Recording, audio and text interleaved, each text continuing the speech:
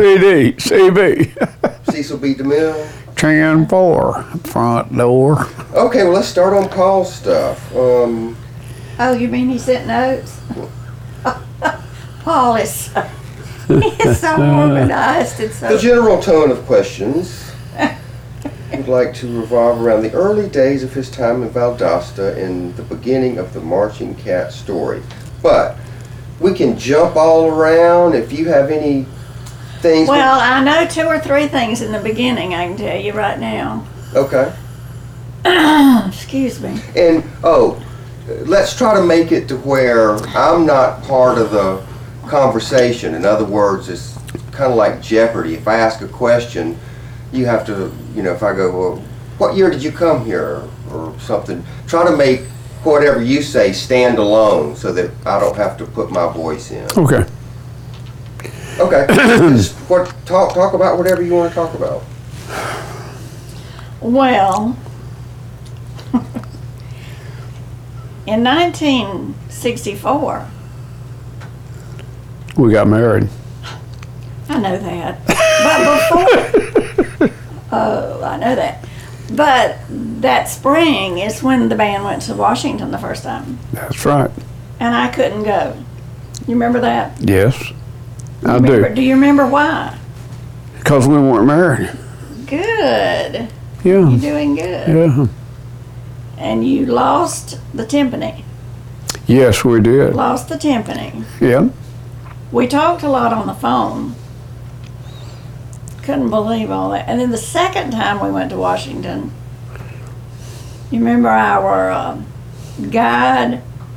Somehow another guy. Bill. He got it into his mind that we were newlyweds. Right. And so when we got to our room, you remember what was in the room? Flowers. Huge bouquet of flowers. Right.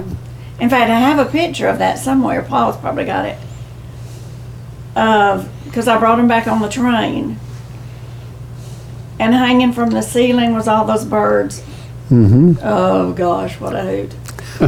But anyhow, we never told him any different. He thought we were on our honeymoon. We didn't tell him any different. And we won the National Cherry Festival that year. That's right. Yeah, that's right. We did. That's an interesting story that I bet a lot of the old gang might not know. In those days, Sam Burke was the executive secretary of GHSA, which most people think means Georgia High School Athletic Association. I call it God's high supreme authority because they were in charge of everything. What they had to do with music, I don't know. But anyway, he found out that we were going to Washington to compete with the band, and he sent me a letter saying that I couldn't do it. Well, I wasn't real smart in those days, or maybe I was smarter than I thought I was, but I threw the letter in the trash can, and they ignored the letter. Well, we went up there and we won the thing. We beat Cardinal Doherty, that huge band from Philadelphia. And about a month after we got back, I got a letter, and it said that they were either going to fine me $1,000, which was a lot of money, or they were going to pull my teaching certificate for 3 years, or they were going to put the entire Valdosta City Schools on suspension. They were going to suspend them, put them on probation. And everybody went crazy. And as Valdosta so often does, they had an answer.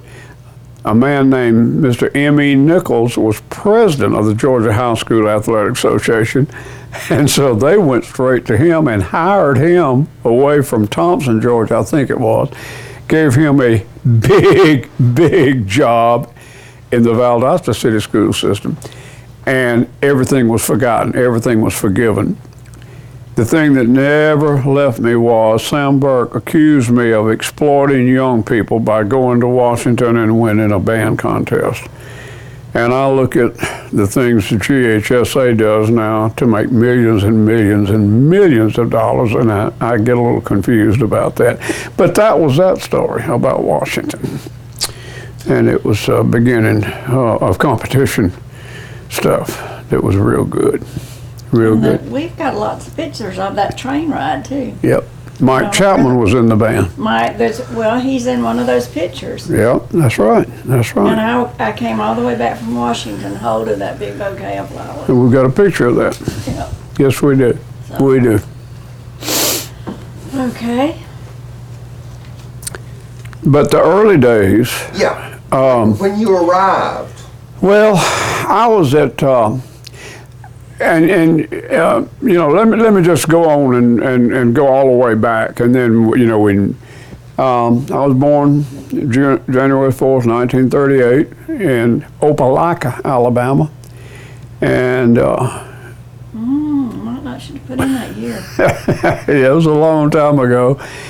And spent the early days of my life traveling with my family. My dad was a radar electronics specialist with the United States government during the Second World War. And so we were in Washington, we were in Philadelphia, we were in New York, we were in Chicago, and we ended up in Dayton, Ohio, where he actually worked on the radio device of the first atomic bomb. His department did. They don't know exactly who did it because they had a bunch of fake stuff because they knew it was going to be so bad they didn't want anybody to really know I did it. So anyway, we after the war was over, we went back to Oxford, and I was in the 4th grade, and a man named Lamar Triplett came to the classroom, and he had a clarinet and a cornet, and he said, "We're going to start a band at Oxford, and anybody who can get a band instrument can play in the band." And so I went home and begged and begged. Man, I wanted that cornet so bad. And my mom and daddy went to Anniston, E.E. Forbes, and got me a little cornet, and I started playing in the 4th grade, and went through high school.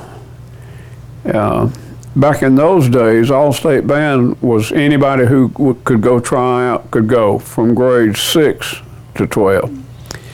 And I wasn't a real good player, but I knew my scales. I knew my chromatics, I knew my scales, I knew the etudes. And I made all-state band 7 years, and got a little scholarship to Auburn, and went to Auburn, and got a job with the Auburn Nights Orchestra, which was one of the highlights of my career. Our vocalist was Tony Tennille of the Captain and Tennille. And so I'll get on to Valdosta. The spring of my senior year, we were supposed to go to state AEA, Alabama Education Association convention in Birmingham. And as would have it, my good friend Mahaffey and I figured out a way where we didn't really go. We just sort of chimed in and took off somewhere else. I don't know where. But anyway, we heard on the radio that the governor of the state had gotten up at the main convention meeting and said, and this is nearly a quote, he said, "Teachers, I implore you, tighten your belts. We cannot pay you the last 3 months of this school year." Well, the next day I went to my band director, Dr. Bodie Hinton, and I said, "Hey, Chief, I want to get out of Alabama." He said, "Everybody wants to get out of Alabama." And I said, "I really do." And so about 2 weeks later, the high school band director from Valdosta, Georgia, called Auburn because he was originally from Jacksonville, Alabama, and he knew Bodie Hinton well. And he said he needed a junior high school band director, which was nearly unheard of back in those days. And so Bodie said, "I know a guy who came out of the Oxford band." And Steve said, it was Jimmy Simpson, his director. He said, "Yep." He said, "I want to talk to him." So I left on a Saturday morning real early and started towards Vidalia, because all I could remember was it started with a V. But then I looked at the map and I thought, wait a minute, this place is close to Florida. Then I found Valdosta, so I turned south and came to Valdosta. and interviewed. That must have been Friday night. Anyway, I interviewed and they gave me the job. So my first job was Valdosta City Schools, and I started to work on August the 27th, 1960, which was 53 years ago. And my annual salary was $3,800 a year, annual. And I stayed at the junior high 2 years and loved it, absolutely loved it. And Steve Pine resigned at the high school, and W.G. Nunn, the superintendent, came over to the junior high school, and he said, "Mr. Butenschon, do you know Mr. Pine's leaving?" I said, "Yes, sir, I do." And he said, "I've talked to the board, and we want you to take the high school band." I said, "Mr. Nunn, I really appreciate that, and I'm honored that you would ask me to do that, but I don't want the high school band. I want my junior high band. I'm doing things here that I have not finished yet, and I want to continue them, and I love my junior high kids." He said, "Well, you think about it." I said, "Yes, sir." My office was a book room up on the second floor, or second wing. I had a little desk in the book room. And so a week later, he came back and he said, "Mr. Butenschon, I want to talk to you about doing the high school band." I said, "Well, Mr. Nunn, I appreciate that, but I really don't want to do that. I'm real happy where I am, and I know that y'all will get a good director for up there." So he left, and the third time he came back, he walked in that old book room and he said, "Mr. Butenschon, let me ask you a question." I said, "Yes, sir." He said, "Do you enjoy living in Valdosta, Georgia?" I said, "Yes, sir, I really do." He said, "Then I suggest you either do one or two things. Either decide to take the high school band or be planning where you're going to move, because you're either going to be the high school band director or you're going to be fired." I said, "Yes, sir. I guess I'll be the high school band director." That was like in February, and in March, I was sitting in the office, and I decided the first thing I was going to do was rename the band. It was called the Valdosta High School Marching Band. And I came up with the Marching Cats, playing on the football Cats theme, because we were going to be cats like the football guys were. And we were going to be marching, so I thought Marching Cats would be a good name. And I went down and talked to my principal about it, and he loved it. And then I talked to the superintendent about it, and he loved it. So we said, okay, from now on we're going to call the band the Marching Cats. And that's about how the Marching Cats started. The high school band kids did not want me to be the high school band director, and I did not want to be the high school band director. I was 118 pounds, and it took 3 weeks for me to convince the lunchroom line out at middle school, out of junior high school, to give me a full plate because they didn't believe I was a teacher. I really looked down, didn't I, Susie?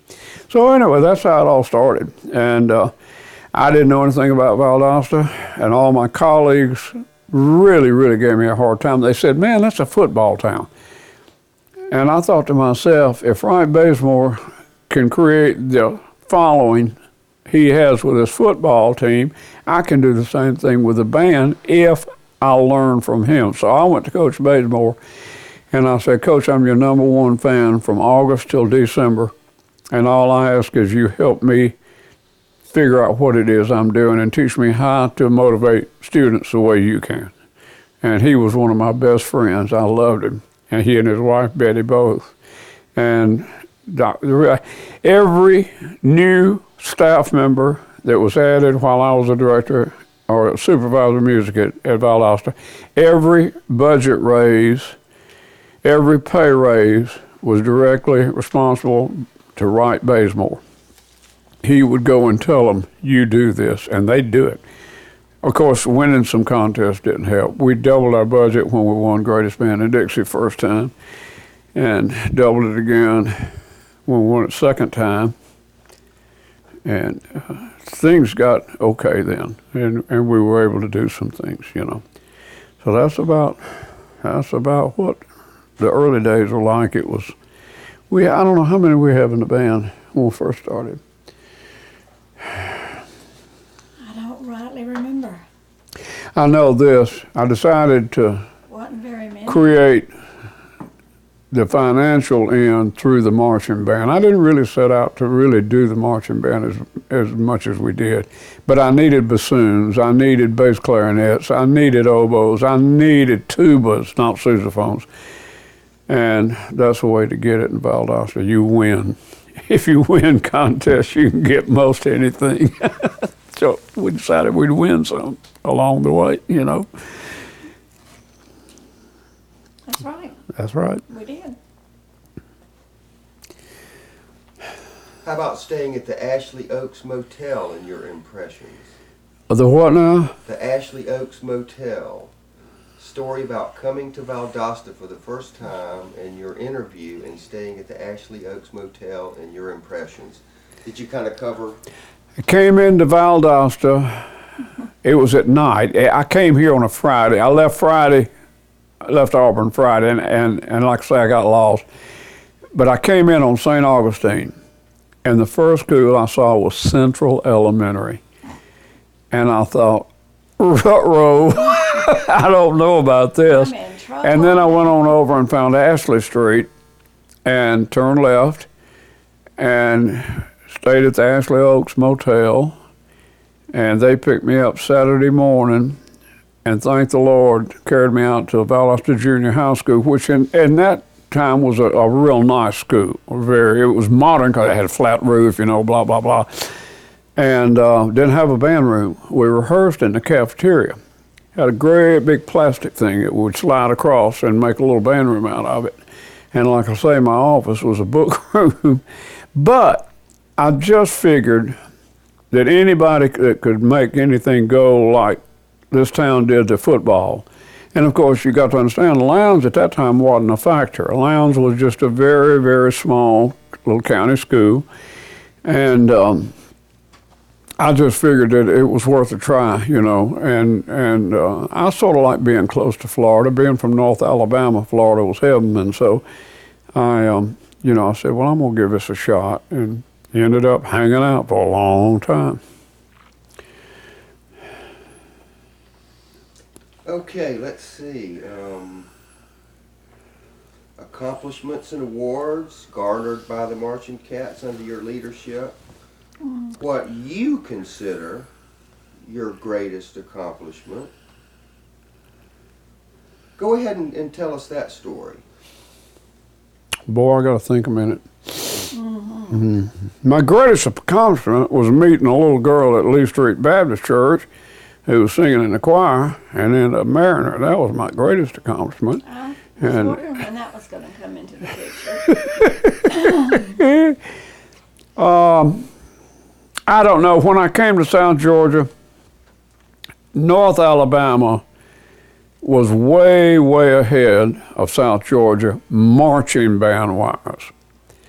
Every band that I saw in South Georgia had woodwind players, brass players, drummers with sling drums, one bass drum, 4, 6, or 8 majorettes, twirlers, and a drum major, and that was it. That was the unit. And they were doing things, they were doing things that we had stopped doing in North Alabama 6 and 7 years earlier. And so I knew that I could at least give a shot at making things look a little different. First thing I did when I took the Valdosta High Band, I was the assistant director under Mr. Pyron. And Ed Barr was in that band. I don't know, a ton of people. And local, you know, families, real good people. But I started a dance line. And we didn't even call it a dance line, we called it a flag corps, because they used small flags. And, oh Lord, my first deal was I had to figure out a way to get the majorette corps out and the dance line in, because in my simple mind, it was very basic. If I could get the best looking girls in the school on the band bus, I figured it was going to bring a lot of guys on the band bus. And A and B equals C. So I told some local guys, area guys, what I was going to do, and they said, you're going to get killed, is what you're going to do. The mamas of those majorettes are going to kill you. I said, well, let's see. So I called the mamas in. We had 3 twirlers, majorettes, coming back. And I said, no, we had 4 going to be returning. And so I called the mamas in and I said, ladies, I'm thinking about not having a majorette corps. Oh. And I said, hold it. I said, let me ask you a question. How difficult a routine, twirling-wise, can these girls do? And I said, they can do to what the weakest can do. This girl can twirl 4 batons of fire and throw them all up at one time. But she can't do that if this girl can't even twirl a fire baton. This girl can twirl 2 and 1 in her mouth, but she can't do it because this girl can't do it. Now, what's the biggest problem y'all have every year? I'll tell you what it is. It's uniforms. Everybody fusses about the uniforms because they all wear the same thing. Now, what I'm proposing to you is this. I want to make them featured twirlers, solo twirlers, stars. They can wear anything they want to as long as it's moral and it's black, gold, or white, and they will each twirl on one quadrant of the field every song, and they'll rotate so everybody in the stands can look at your daughter at one time, and she's the star. Now, what do you think about that? They went, yay! So that was done. And started a dance corps. And a girl didn't make it. She was real heavy. I'm not going to use any names here. Well, a lot of the old folks will know, but I was sitting up there in the office getting ready to take over, and this man called me on the telephone, and he said that his daughter was brokenhearted because she didn't make the dancing group. And I got a little tired of listening, and I said, look, I'm sorry, I got to deal with all these young'uns without you acting like a young'un. If you want to talk about it, come on up here, and hung the phone up. Well, the other director who was leaving, Steve Pine, was sitting over in the corner, and he was doubled up. He was laughing so hard. I said, what are you laughing at? He said, do you know who that was? I said, a guy named Mr. So-and-so. He said, do you know who that is? I said, no. He said, he's a professional wrestler. He goes under the name of Man Mountain. I went, what? What? He said, he's going to come up here and kill you. So I went to my car and I got my tire tool out of the car and put it under the desk and was scared to death. I weighed 120 pounds, something like that. I don't know. Anyway, ended up, he and I were very, very good friends because his daughter lost a lot of weight in the coming year and made dance group the next year and was happy girl.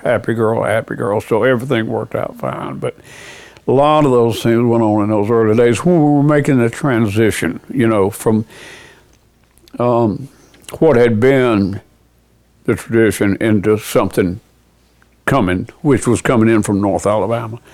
And my experiences up there. So. Okay. What he was after was for you to tell the story about returning from, I guess, the greatest band in Dixie, and then having a festival 10 days or so after that. That's right.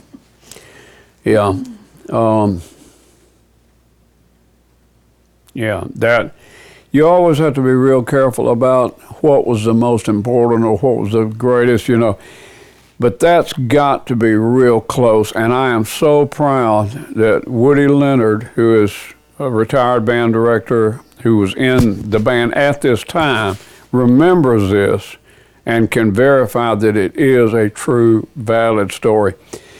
We went to the greatest band in Dixie in February of 1972. And at that time, it was one of the major contests in the country. It was held during Mardi Gras, number one, in New Orleans, number two, and number three, the title, Greatest Band in Dixie, was just a grab. I mean, it was just something you wanted.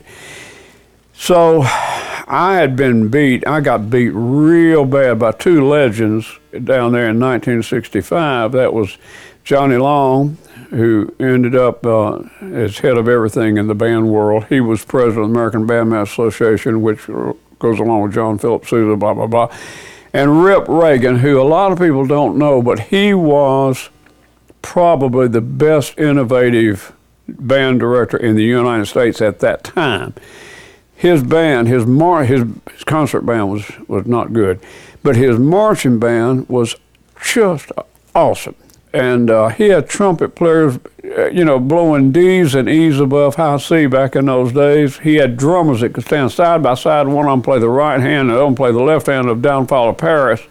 I mean, and march, oh Lord. So anyway, went down there in 65, and they beat us like a drum. Oh Lord, they beat us bad. Went back in 69 and won. And then went back in 72 and won.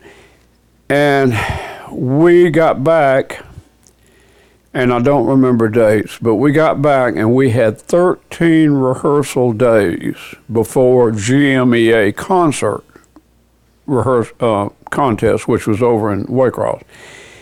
And I was full of it, man. I was so proud of my kids, and I said, we're going to festival, because everybody was criticizing us, calling us a bunch of marchy nuts, all the people in South Georgia. I was the least popular band director in this state, and because I was doing things different, and they didn't want it different. So I said, now I'm gonna show them. I always believed if you teach a kid to play a horn correctly, it don't matter if he's outside, if he's inside, if he's in the bathroom, if he's in the attic, it don't matter. He plays good. So I said, we're going to festival, and we're going to play Inglesina March. We're going to play the Holtz F Suite for military band, and we're going to play the Shostakovich Festive Overture in G minor. And they went, okay. And 13 rehearsal days later, we sat down on the stage and were judged by GMEA judges from Atlanta. Boyd McCowan, president of GMEA, was one of the judges and made straight superiors and straight A's in every category. 13 days after we had romped and stomped New Orleans to death. And I thought, now they'll believe. Now they'll, but it didn't work. They always said Valdosta was nothing but marching. Just a show band is all it was. A circus is all it was. So anyway, but we had a lot of supporters down here, didn't we? Mm-hmm. And I think the people mostly enjoyed what we did. I want everybody to realize that the people who were involved in the band activity from the 60s, actually from the 50s to the mid-70s, or right along in there, in my opinion, were involved in the golden age of bands. Band activity was different then. And as I've already mentioned, I started playing in the band in the 40s. And it was a completely different activity in the fact that the emphasis was on just having a good group, having a good time, playing well. We didn't have a whole lot of rules we had to go by. And the early days were shaped by a few really, really innovative, good directors like Johnny Long, my dear friend, Troy University, and a guy named Rip Reagan, which I've mentioned earlier. But Rip was, he had a lot to do with influencing a lot of bands, and a lot of the things we did at the Valdosta Band in the early days were taken from things that I had seen Rip and Johnny and Mort Glosser and Julian Stevens and Jimmy Simpson and those guys in the North Alabama area, which primarily at that time were from Jacksonville State. That's where they got their breeding, their training. But Rip was one of my favorites, and I had occasion to have dinner with him. Susan and I did, with some other folks last December. And we're sitting there, and I said, Mr. Rip, I said, I want you to go back a ways now. Rip is now 85 years old. And I said, go back and tell me what you were doing in the band world in 1950. And he sat there a few minutes, and he thought, and he looked up, and he said, you mean other than trying out that little red-headed cornet player from Oxford for all-state band? And I said, Rip, do you really remember that? He said, I'll never forget it. He said, I was sitting in the window of the classroom at Gaston High School, and this little bitty kid came in with a cornet and said, made all-state band. And I said, I can't believe that. And that, of course, was me. And I said, what else? He said, I was the first band director at Center, Alabama. I said, how was that? He said, well, Center didn't have a band. And I went up there and I told the superintendent, if you'll give me the band job, pay me $200 a month, I'll have you a band by fall to play for your football team. And they said, can you do that? And he said, yes, I can. So they hired him, and he went out and found band instruments at old warehouses and storage rooms and pawn shops and taught people into playing. And so the night of the first ball game came, and there was an old book called the Bennett Band Book, which everybody who started band in the 40s played in. There was a march in there called On the March. And it was real simple. It was just quarter notes and a few half notes, da, da, da, da, da, da. But they had learned to play On the March. And so Rip had them up there. He said he had them in white shirts and black pants, black long tie, and said they were all sitting up there, had about 25 of them. And said, so the football team came in, and he told them, all right, on the march, and counted off, and they played On the March. And the crowd stood up and gave them a standing ovation for playing On the March. And so he said everybody was just so happy and so proud. And he said he was sitting there, and the public address announcer, which in those days was old speakers, said, and now, ladies and gentlemen, the new Center High School band under the direction of Mr. Rip Reagan will play the national anthem. He said, we didn't know the national anthem. And so he said, I jumped up and I had one drummer and I told him to roll. And then I said, play On the March real slow. And so we played On the March real slow. He said, I looked around and men were standing there and tears were coming down their face and they were standing at attention. He said, we played On the March 6 times that night, all in a different tempo. But see, you could do things like that. And it was wonderful. It was just marvelous to be a part, because I was so privileged to be a part of a profession that actually I could nearly go back to the beginning of it and talk. I talked to Merle Evans one night at Troy University. Merle Evans was the band director of the Ringling Brothers Barnum and Bailey circus band for 50 years and never missed a performance, never missed a performance. He played with John Philip Sousa when he was a teenager and went to Europe with John Philip Sousa and had to go get the Indians when they tried to swim back home. But anyway, Merle Evans was an absolutely wonderful part of our history. And I had the opportunity to sit down and talk to him about John Philip Sousa, who he knew personally. And he was responsible for saving hundreds of people in the Great Circus Fire in Connecticut. And he asked me a question. He said, Frank, I want to ask you a question. I said, oh, no. He said, what is the one march you'll never hear a circus band play? And I didn't know. And I said, I'm sorry, I don't know. He said, the Stars and Stripes Forever. And I said, really? He said, that's the one that all the circus people know. They know the chorus to the Stars and Stripes Forever. And so if there's ever trouble at a circus, the circus band will play that, and that means for all of the rubes, all of the workers to come to the big top. And that's how we saved all the people in Connecticut, was the band played Stars and Stripes, and they came and helped and got everybody out, you know.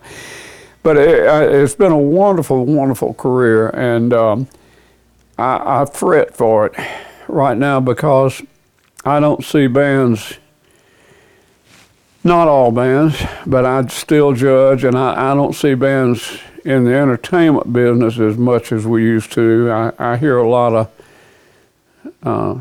things on the field that I don't think the people really relate to, and they don't want to hear it again.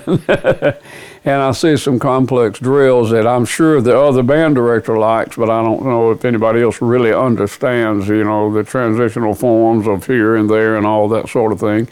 We just tried to make our drills work. If the sound was big, we made the picture big. If the sound was little, we reduced the sound. We just tried to make it all make sense. And I don't know, maybe that wasn't right, but that's what we did. But Rip, one more story about Rip, and this is what the great part of being a band director in those days was. In 1972, we were in New Orleans, and we were getting ready to go down the street and compete. We were warming up, and that was the year we came in on the 1812, and I had my guy guards shooting the 12 gauge. And so we're up there on the side street warming up, and all of a sudden, Tommy Barr, I guess it was, somebody, whoever was working with me, he said, Mr. B, look over there. Isn't that Rip Reagan? And I looked, and there was Rip Reagan and Pat Morrow, who later was the Homewood band director, which set a record for going to Macy's. Anyway, they were standing over there, and I looked, and he started over, and he came over to me, and I said, hey, Rip. He said, Booth, that's what he called me. He said, Booth, what you gonna do with them guns? And I said, oh, they're just for show, Rip. We just want them to carry those shotguns rather than those old fake rifles, you know. He said, Booth, what you gonna do with them guns? I said, well, Rip, we're gonna use them. We're gonna come into the competition slot with 1812, and they're gonna shoot those 12 gauges, and they got them loaded with powder, and it makes a lot of smoke. He said, Pat, that was his assistant. He said, Pat, you see that chicken house right back down the road we just passed? He said, yes, sir. He said, I want you to have the boys. The boys was his mafia, and they were real. He said, I want you to have the boys go down there and get about a dozen of them chickens.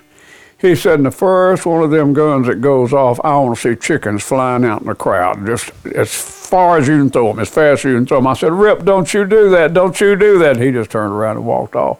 But I can tell you this, when we went in the competition slot, and those boys started shooting those 12 gauge, I looked, I expected to see those chickens flying everywhere, but he didn't do it, thank the Lord, and we beat him. One of the few times anybody's beat Rip Reagan in New Orleans, because he knew the contest, he knew how to do it, he knew what he had to do and when he had to do it and where he had to do it, and so we lucked out on that one, but it was a good one. And Rip was a great influence to the marching band in the South and the country, I think. And it was a privilege to know him. He came to Valdosta twice and worked the band a little bit in the early '60s, and so he had influence on us. He really did, and it was good. It was a good influence. Yeah, I want to finish this Paul stuff so we can get into. Ask Susan something. Chime in with anything you think of. She started the dance lines. I mean, she was right there, you know, on that, you know. Well, talk about that if you want to. Well, she, you know. Well, make it stand alone, like Susan was, you know. Yeah, and you know, one of the great influences, one of the great transitions and changes we made was in the dance line. As far as I know, we had the first dance line south of Atlanta, at least. And they loved Susan because she made them all wear their hair a certain way up, a certain way, and she dressed them all right, and she had the makeup on them like you wouldn't believe. Tell them about all that, Mama. They fussed and fussed. But you know, if you're gonna dance on the field, and I still, in judging, that's one of my big things, is you have to need to keep your hair out of your eyes, keep it back. So I had an idea that I would just bring those little swatches from a wig place to rehearsal one day and matched everybody's hair, and I made them all get hair pieces. Of course, you know, the Board of Education and everybody, they paid for everything for the band, but nothing for the girls. We never got a penny from anybody to help pay for anything for the girls, so that was just another expense that, you know, they could gripe about. But they did it, and then that, and another thing was we didn't like hairspray on the buses, you know, they complained. Everybody else did, so that eliminated having to do that. We just pinned them on, and in fact, one contest in, were we in Carrollton? Where were we? Douglasville. Douglasville. We were staying at the Holiday Inn, and I had all the girls come to the room, and I got all their hair pinned on and everything, checked makeup and all that. And Susan McDonald was my last one because she had a ton of hair. And in order to get hers done, it took several packs of bobby pins just to pin her hair on her head and then get the hairpiece pinned on. So I finally got through with her, and I said, "Now run and get on the bus. Tell Mr. B I'm on my way." Got Chris, it was Kevin, I guess. May have been both of the children. Ready, and got the coats on, and we went running around. Buses gone. No buses. And so there I am standing. Two little children, all of our blankets and coats. And so I went back to the room, found out how to get in touch with the press box at where he was going. Which was about 25 miles away. And I said, when the band gets there, you tell announcer Mr. Butenschon to get on to call his wife at the motel. So he said when he walked through the gate, there it was blaring, you know. Anyhow, they sent a state trooper back to that motel to get me. I've got to interject right here. I walked in that gate and they were hollering. They were saying, "Will the band director of the Valdosta band come to the press box immediately?" And I thought, Lord, I ain't even got here and I'm already in trouble. I've already done something. I get up there and that guy said, "Do you know where your wife is?" I said, "No." He said, "She's at the motel." Man, I hit it out of that press box, and our two troopers that the governor sent with us everywhere was W.W. West and June Downing. They were huge. They weren't big. They were mammoth. I saw W.W. I said, "W.W., y'all get in that patrol car and y'all get blue light all the way to go get my wife. She's at the motel." So they did and brought her back. But anyway, I thought she was on the other bus. I didn't know where she was. I've never been on another bus. I've always been on number one. He thought I was in the car with his parents because they were there. And he just thought I had gone and gotten in the car with them. Well, no. I was at the motel. Another thing the girls always fussed about was that red lipstick. Oh, my gosh. They gave me every excuse in the world. Right on up through Gunnersville. I don't look good in red lipstick. Red lipstick is just not my color. You know, my mother won't let me wear red lipstick. It just, well, you gonna wear red lipstick. Don't wear your hair up. I was at Oxford one year, interim director, and she started a dance line there called the Golden Girls. And then when we got to Gunnersville, she started a dance line there called the Crimson Bells, and they were all really, really good lines. I mean, they were good lines. Really good. Good girls. Worked Yeah. hard. Really worked hard. Yep, they did. We had a line in Vida and Nashville. Yeah, that's right. Nice. Rebel, what do they call them? Oop, Was it the Rebelettes? No, I don't remember. I can't remember. It'll come to But they me were good. eventually, but Yep, they were good. Yeah. So, they did well. in fact, some of the people may remember those capes, the black and gold capes that we had. Here at Valdosta? Yeah. Yeah. Me and a bunch of mothers got together. I want to say it was out at June Johnson's house. I bet it was. Yep. And because they had a basement and we brought in big old tables and we made all those capes. A lot of people may not realize, but the Valdosta Band, my entire career with Valdosta Band, we were never given any rating by any judge in marching other than a superior. We never even made an excellent. And I didn't realize that for a long time, and then I began to realize, hey man, we hadn't gotten a 2 anywhere, and it held up all the way through. But so superior was expected. It was the winning, it was the point thing that became real important. And that was every section, Yeah. not just the band as a unit, but I mean drum majors, percussion, the twirlers, the dance girls, everybody. And that last show, the very A lot last, of very dedicated kids, though. the 77 show, I had made up my mind. I was wore out. We had two marching bands at the high school. We had the spirit band and the competition band. We had 3, I guess, concert bands, and we had 2 jazz. I don't know what all, and 3 band boost organizations, and it just got to be too much. So I told Susan, well, we went to Miami for the Miami Winter Nationals and won the first one. And then, like a dummy, I went back, and she told me not to. They changed the judges on us. And I'm not making an excuse, but she told me, you better get out of this thing. They had, like, the first French horn player from the Miami Symphony judging marching band. And a jazz writer who wrote for the Miami Herald. that's right. But anyway, we went down there, and Cicero beat us. That was 70.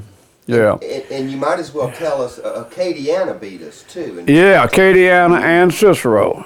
And Cicero beat us by like 3/10. No, yeah, like 3/10. And man, I was steaming, I'm telling you. And so we got to St. Pete, and Cicero was there. Well, and go ahead. I want you to start over and tell them that the Acadiana bought that show. That's right. That is a true story. We got down there, and a band from Louisiana, Acadiana, beat us, and I thought that we had done the best show we'd ever done. I really, really, really did. Yep. And I was sure that we had taken that one, and we didn't. And tell us what was in that show. Oh Lord, I don't know. Well, it had Mahaffey's opener. It went into summer of '42. Yeah, da da da da da da da. It had the bell tilt when it switched from minor to major. Yeah. See all those horn moves? You remember all those horn moves we used to do? That originated from Reagan. He was the first one to do those that I knew about, And anyway, but.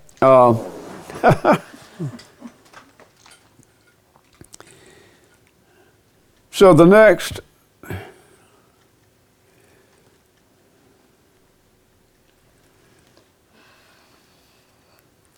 that was in December, and the next summer I was judging a contest in Cincinnati, Ohio at Three River Stadium.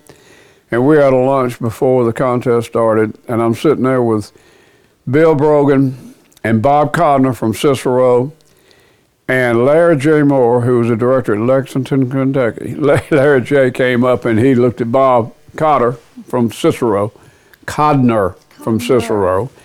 and he said, "How'd you boys like getting your butt kicked down there at Miami?" Well, he shouldn't have gotten there. And I said a few things, and Codner said a few things in his New York talk, and Larry J. said, "Now let me tell you how you got beat." He said, "The show that beat y'all was my show. I hired that guy to come and work my band camp, and he stole the show step for step, note for note, and adapted it to his band."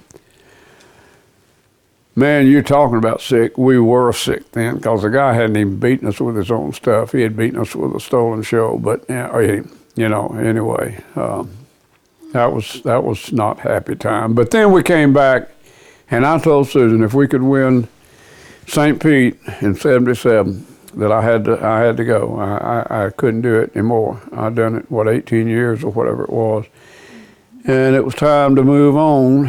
And didn't know what I was going to do. Didn't have a clue what I was going to do. But I knew I couldn't do that anymore. And so when they announced us as winners, she and I both knew that was it. It was over.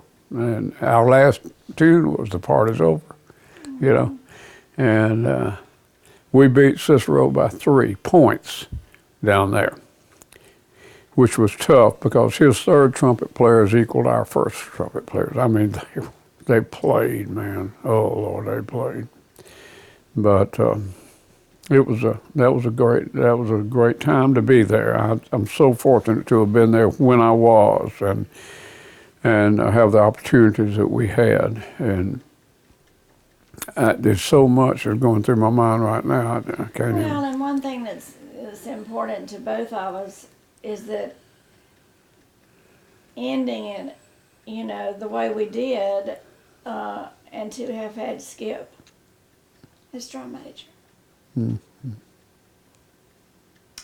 That was special. Yep. Oh. We miss it. Kids were so great. They worked so hard all those years. Oh man, when I can't even tell current directors what our rehearsal schedule used to be. They don't believe it because they can't do it now. They just can't do it. The kids are not physically able to do it. They don't have the time to do it. They're just not dedicated like y'all were. Well, it's a different time. It's a different. They got to have jobs to buy all these trinkets. I knew every competitive director in the country and knew their bands and knew what to expect from them. Now, I don't think any of these guys know any. The NBA is still struggling, but St. Pete and those things are gone, and they won't ever come back. It'll never be the same. You couldn't get a band to go somewhere for a week now. But anyway, we were lucky to do it. You stop and think about it. Okay, when they announced at St. Pete that we had won, of course, he had told them, do not move a muscle. You don't move a Yeah. And they did not do the rest of the awards and the entire march back over to the yacht club That's right. before they ever, oh, Yep. dedication. And the thing is, I don't understand why, but Gunnersville developed into a little Valdosta. It really did. They worked. I've got a video that I look at of the Gunnersville band at the Concourse of Champions, and I cannot believe how hard those kids worked for that little band. And they did good, didn't they? They really did good. And it was a small school, had less than We had 802 800 in the school. our first year. Yeah. And we were knocking heads with the Birmingham schools and the Montgomery schools and Huntsville. But anyway, they did All good. the drummers out of the attic. Yep, yep. Funny story about our troopers, WW and June Downing. We went to the Winter National. I guess it was the first year. And we stayed at a hotel called Toledo. And we got there about like, I don't know, 1 o'clock in the morning. Mm-hmm. In the rain. And I don't know, we were marching over 200, I guess. And they had 2 elevators, was it? Mm-hmm. And we were trying to get everybody up to a room. And I'm sitting on a couch and I'm dead beat. And I'm looking right at the elevator doors. And all of a sudden, this guy in a brown suit, he reaches over and grabs one of the kids and pulls him off the elevator.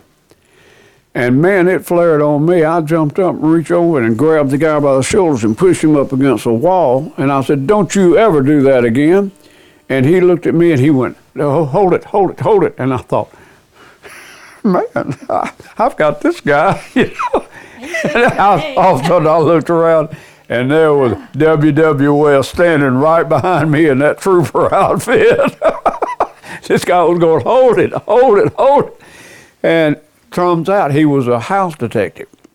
And he thought that car was overloaded real bad and he was trying to get a kid or 2 off. But I didn't realize that. And I was going to whip his tail right then. WW was right behind me, man. They were good. Carl Smith, oh Lord. We had great security, I never worried about my kids, never worried about my kids. Not with those guys around. Didn't want nobody bother us. I just thought of something else I bet the kids don't know. Every contest that we ever went to with the Valdosta Band, I wore the same dress. That's right. I forgot about that. And for some reason, I don't remember why. I can't even comprehend why I would not have worn it in Miami.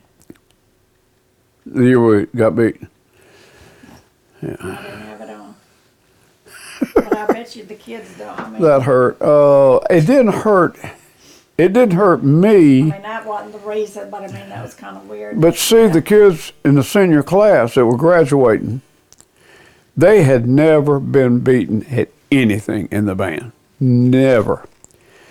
Man, we got back to the hotel and old Happy. I said, "What are we going to do?" He said, "I'm going to my room and I'm going to have a bottle of scotch on the rocks." I said, "Oh." So about an hour or 2 later, a delegation of the seniors came to the door.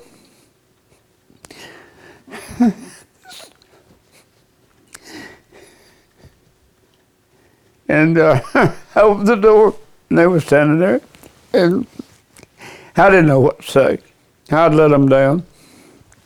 No, it was And they said, "Mr. B, don't feel bad." Said, "Now we know it all. Now we know what all those other bands have felt like all these years when we have walked off with our trophy and they didn't. So now we know, and it's part of what we need to learn." And I thought, man, I got an assistant here, so, you know.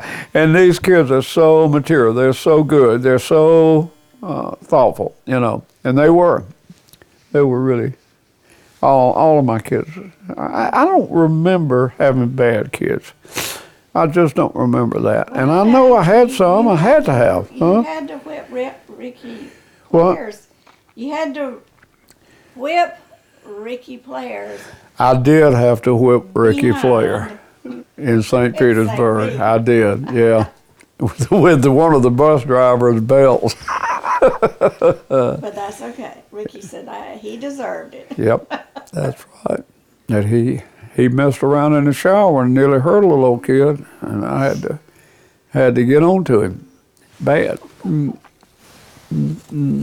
gosh, we've had some fun times. Many, many Sad times. times. Didn't know that. Oh, yeah. Oh, Happy Bear probably doesn't want to tell that. Oh yeah, in fact, he likes that story. Good. Well, he's certainly looking forward to March. I'm sure. I'm so glad. Okay, let's see. Story about Jubal, where he came from, how he got his name, and what role he played for the band. Is this important? Jubal was a little doll, maybe 12, 14 inches high, and had on black and white striped pants, and we got a pair of sunglasses for him somewhere. I named him Jubal. He was a prize in a fundraiser. And everybody in the band fell in love with Jubal. And so we made him the band mascot. And I named him Jubal because Jubal was the father of all who made music in the Bible. He was the first musician. And so we called him Jubal, and he went everywhere we went for as long as I was there, and then I don't know what happened to him. But I'll tell you what, if we hadn't had Jubal, it would have been panic time. Jubal was our little guy. Well, one of the pictures that Paul's got, Yeah, has Jubal in it. we were opening, somebody had opened the door of the bus when we got back from the Greatest Band, one of the time. Mm-hmm. And I forget who it was that was holding Jubal, but Jubal's in that picture. So. Yeah, well, the bottom line of the whole deal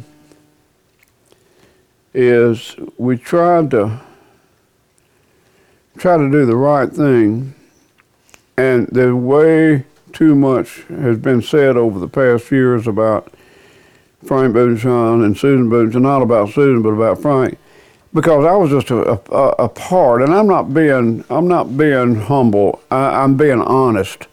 I can think of so many times that we just would have not made it had not I had so much good help, and that's the truth. But go ahead. Oh, I was just getting I was just going to say, my staff, I don't ever remember. Yeah, I do. When we decided to do Plop, Plop, Fizz, Fizz, the staff revolted on me.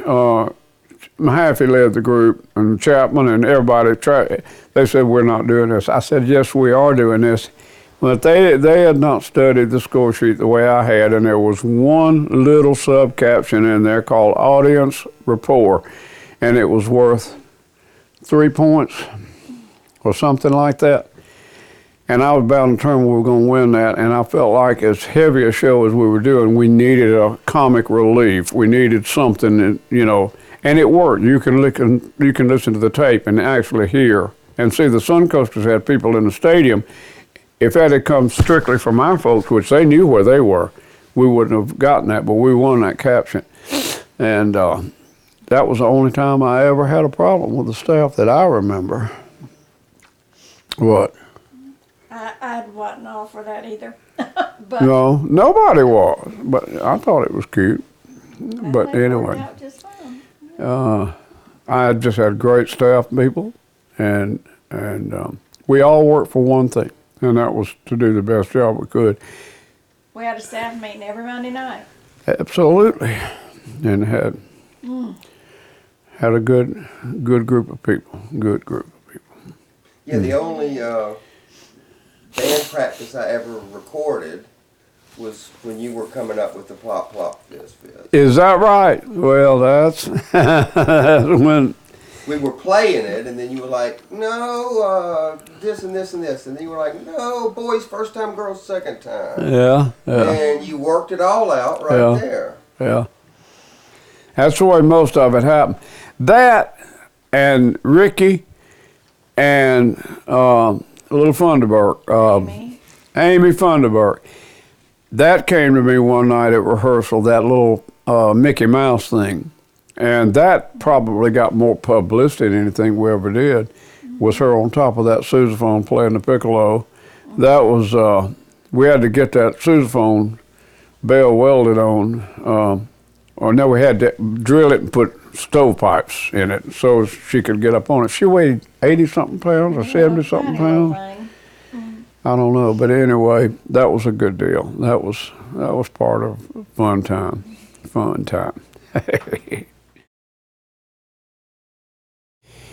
We won the greatest band in Dixie in 1969 in the spring, or February, and came back with a title and a banner.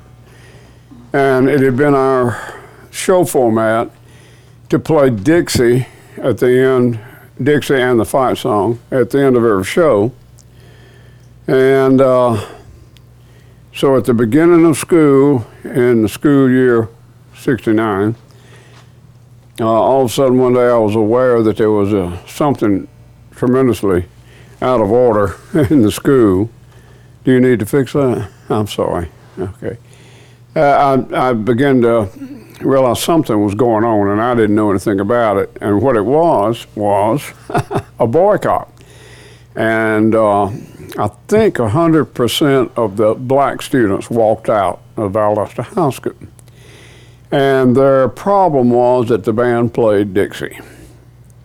And I'd had no pre-warning of this. Nobody had said anything about it. None of the black community had approached me. And they were just gone. And it was on a Friday because we had a ball game that night, right? And so the superintendent came over and went out and told them all to go back to class, which they would not. So he suspended all of the black students, and they left. I had one black student. The principal and I were over at Barnes Drugstore across the street that afternoon, just trying to recover from what all had happened. We were in shock. And of course, a lot of my band students that had come in from the Pine Belt, which was the black school band, they were suspended, they were gone.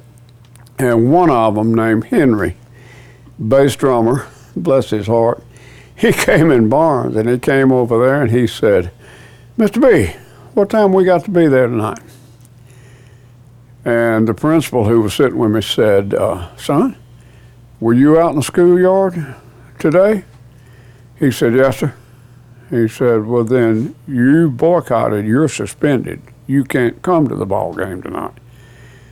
And he said, "Why?" And he said, "Because y'all wouldn't go back to class." He said, "I didn't want to be out in that schoolyard." He said, "A boy came by with a knife and told me if I didn't get out there, he was going to cut me." And the principal said, "Well, I'm sorry. You were out there, and right now you're suspended." So that we began to get phone calls and communication of different kinds that if we didn't stop playing Dixie, that something bad was going to happen to the band students. And so the superintendent and the board called me in, and they said, "You're the band director. What do you want to do about this?" And I said, "Can you give me some time to think about this?" And they said, "Sure." So a couple of days, I guess, went by, and I went back to the board and I said, "Here's my decision, and it's pretty firm, and if you want to find another band director, I understand.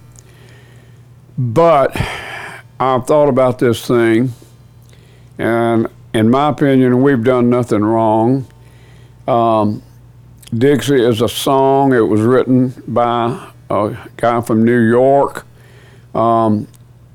It was a battle song during the war.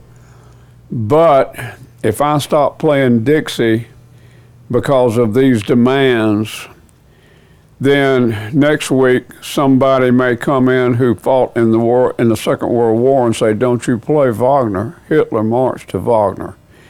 Or somebody may come in and say, 'Don't you play Stravinsky? That's Russian music. Don't you?'" I said, "And where does it end? You know, and then if we want to play a religious song, somebody come up and say, 'Don't you play that?'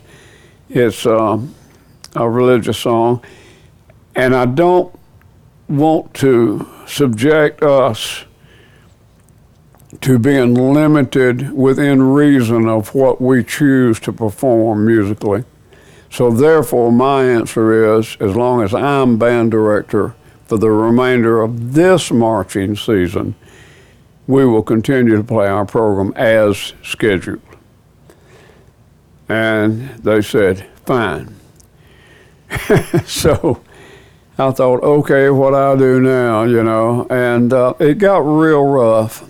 It got to the point where I had to buy a second car and send Susan and my boys to North Alabama because there was a dusk to dawn patrol around my house every 30 minutes. The chief of police came to my house and asked me, did I have a gun? And I told him, yes, I did. It was right behind the door. And I won't get into all that.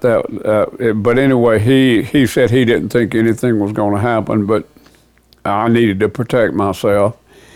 And every Friday night, during rehearsals, we would have where if I jumped up on the bench and lifted my arms up, they'd all go flat down. And that was back in Bazemore's day, and there were 15,000. They were up on the top of Pantry Pride across the street. They were on chairs. You couldn't move. We had a GBI to come in, and one night, GBI band, one Friday night, came by and asked me, were we all right? And I said, yeah, we're all right now. And he said, we're good because it was a real explosive situation tonight. And they had some way of knowing if there were guns, around. And I asked him, were there weapons? He said, more than you want to know about. He said, but most of them that we know about were with whites. And so, see, everybody was loading up. And I was stopped one day on the way home from the band room. A policeman stopped me, and I didn't know what I'd done wrong. My mind was fried, and he said, he walked up to the door and he said, Mr. B, you gonna play Dixie Friday night? I said, yes, sir, I am. He said, well, don't worry, we'll be there. I thought, great, that's good, that's real good. But anyway, we made it through the year, and I told the board that was my decision for that 1 year, and from then on, it was them. They had to make the decision, or I would be gone. I would not stay. And so they made the decision that we would not play it anymore, and that was hard for me to decide whether we would stay or go. We had long talks about it, and Susan and I, and we decided that we would hang in there for a while and see, how it worked out, and it eventually worked out. We had a lot of people still on us. Oh, a funny anecdote to that story is, I woke up one night, she was gone, and we had a piano in the den, and I thought, oh. And so I went in and I started doodling around it like I do, and I figured out that Dixie and We Shall Overcome are compatible harmonically exactly. And so I went and got my staff paper out, and I wrote a little arrangement where the upper winds were playing Dixie and the low brass and mid brass were playing We Shall Overcome at the same time. I thought, I'll show them musically that it's all okay.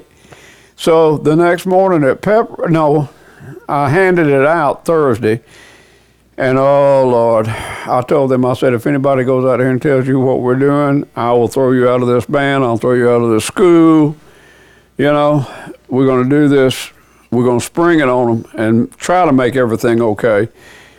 And so we did that on Friday morning. Then everybody wanted to kill me. The whites wanted to kill me for playing We Shall Overcome, and the blacks were still outraged because we were playing Dixie. And I'm going, what? And so it wrote up in Time magazine, was it? I think it was time. It says Georgia band director fails in attempt to do something. I don't know. But anyway, it was a terrible, terrible time, and I wouldn't want to go through that again. Yeah, they Cloroxed our yard, our front yard. Yeah. That was one of the things that did happen.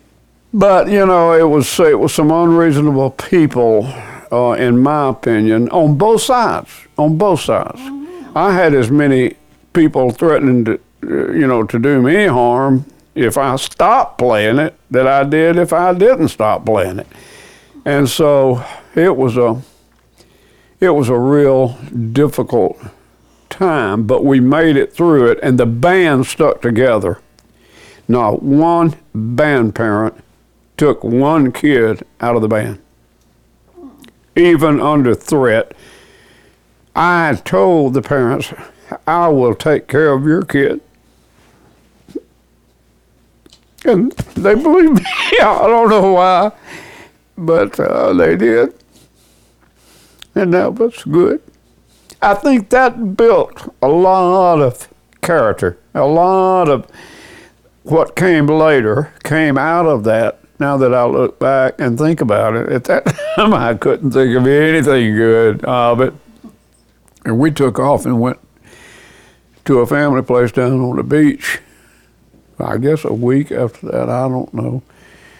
I just know we had to get out of this town. We had to leave. And but they gave us no warning. It just, bingo, it erupted, and all of a sudden, excuse me, but all hell was breaking loose, and I couldn't stop it. But anyway, like I say, I think some character building came out of it, and the kids were magnificent. The parents were even more so. I don't know if I'd had a kid in that band if I'd have wanted them on that field on Friday night, but they were there. So, okay. Well, you were obviously trusted by a lot of people.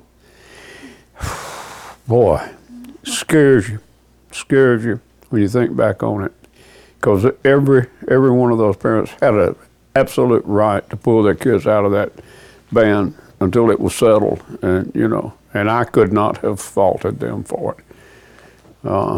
I'll be honest with you, I didn't want to be there. I didn't want to be in that stadium on Friday night.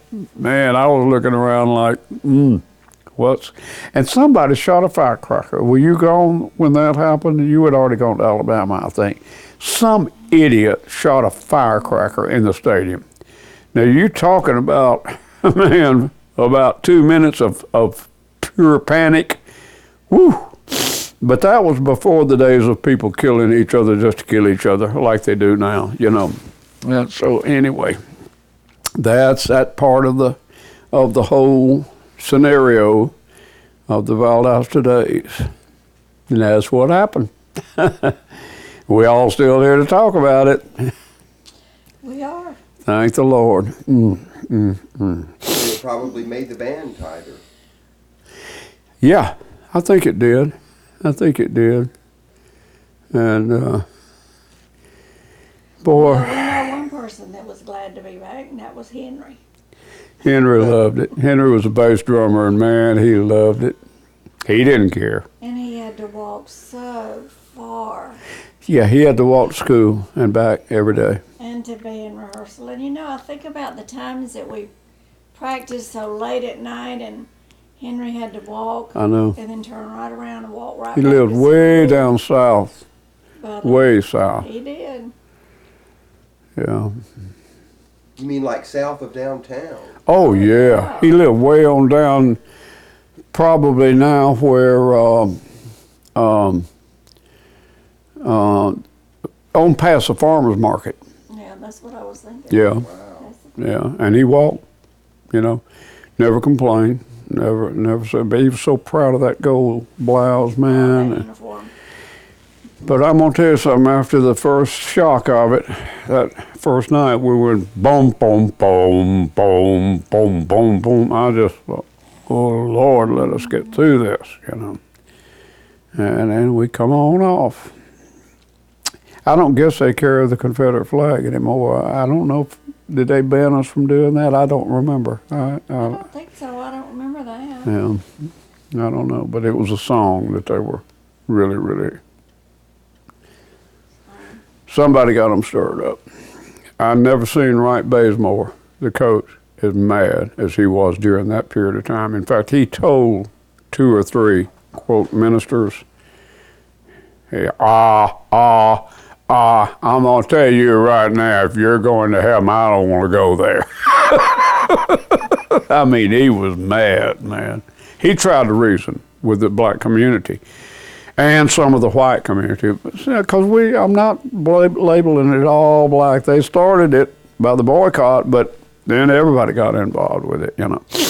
And some of us were just caught in the middle, didn't know how to get out, except just to keep on what we were doing and not give in to the pressure.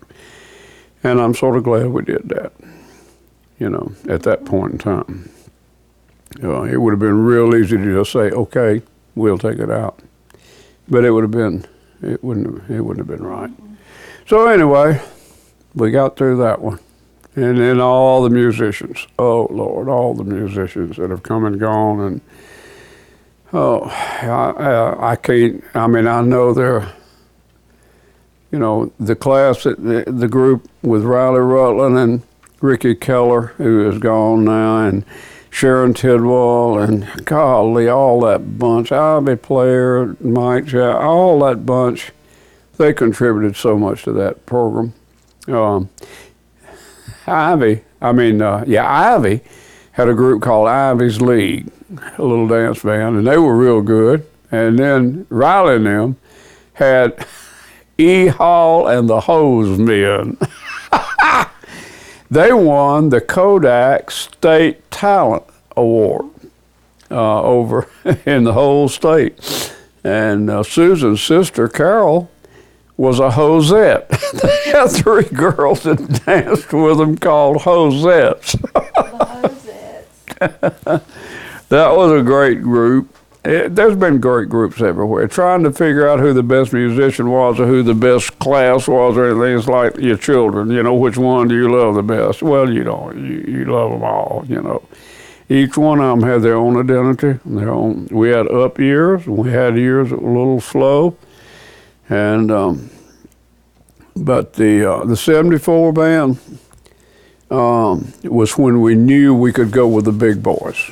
That was the first time we knew that we could stand solid with the New York bands, the Virginia bands, the Pennsylvania bands. We beat West Lawn. West Lawn had been rated #1 in the United States marching band-wise by Ruffles and Flourishes, a national band magazine. For a long time, we knocked them off. And I knew that we were maturing, we were growing up, we were getting there, and I think 74 was probably when it just peaked right there. That told me, you know, we could stand tall with them, you know. And that was the St. Petersburg National Field? Yeah, that was the first one, right. 74, yeah.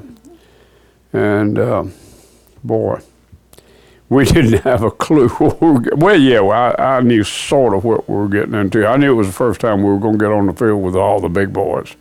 And Liberty from Bethlehem, Falls Church, Virginia. God, they were good. Highlands from San Antonio. Most of them were there. 23 bands. Mm-hmm. Yeah. And it was tough. Scary. Real scary. Yeah. Well, that was a fantastic show. The 74 show? Oh, absolutely. The 74, those 2 shows, 74 and 77 field shows, were probably the best I ever had anything to do with. Well, how about the Miami show? Oh, Lord, yeah. Yeah. See, that's what I'm talking about. I'm scared to talk about it now because the Miami show was I felt like we just didn't leave anything on the field in Miami. I felt like we had put out about all we had, you know.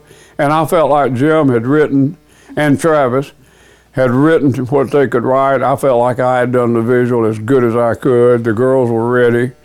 I couldn't have asked to go into the battle any more prepared than I felt like we were. And remember, we got down there and there were no hash marks. Remember that? I absolutely Remember that. And I believe that was a major factor. Well, who was it? I couldn't find my hash mark. Chapman, one of the staff came up. I had not seen the field, and we got there to rehearse. And somebody on the staff went on over there, and they came back and said, "There are no hash marks." I said, "You're kidding." It was a real problem. No. And man, all I could think about, what? And so I told the staff, I said, "Do not mention this to the kids. Just ignore it. Like we don't realize that there are no hash marks out here. I know y'all picked up on it. But see, I felt like if we were ignore it, maybe y'all would too." And it clicked. I mean, it was like they were there. Because that was because y'all worked so hard and y'all prepared yourself so well. So you think we executed that show well? Yeah. Oh, Yeah. I remember, not being able to find my hash mark. I was certainly. Yeah, I didn't see it from up there. I just, the first time we went through it, and I told him, I said, "Let's hurry, let's get them on the field, and let's go." And we're going straight through it. Don't say anything, just do the show. And I felt real good after we did it. And then I knew that y'all had picked up on the hashes and everything, and I think we rehearsed 2 or 3 more times, and it got better each time, But there was nothing we could do about it then. The show was that night. So we were... This is when you sent the state patrolman to ask... I know. Should have put WW on them. use the field for rehearsal. Oh, WW. Boy, they loved that band. They truly did. But, let's talk about that show just a little bit. You're going to have to help me bring that one back. I remember I loved the show, and I remember writing the drill, not writing, but doing the drill on it. What did we open with down there? Mahaffey's Opener. Oh, that's right. Okay, that's one we did on the kitchen table up at the lake. Yep. Right. Talk about that. Well, I just knew I didn't want, for that time, I didn't want to do anything somebody else had done. I wanted us to do our thing. And so I had an idea of the visual that I wanted to present. Now let me go back. Is that, we did it from the corners? Did we do it? Absolutely. Yeah, okay. I remembered, I said, we've never come on from all 4 corners. I loved it. So I thought, okay, but to do that with the distance involved of the sound, we're going to have to play real close and real simple, real safe with the music. So didn't we go dump, digga dump, dump, bump, bump? Exactly. Bump, bump, yeah. And so we sat, and I told Jim, I said, "Now Jim, this thing, you can't play with this thing now. You can't do any of your obligato stuff in here. You got to stay right straight with the chords, because they've got to hear everything, and it's going to be 4 ways." And so that's how that came about. And once we got,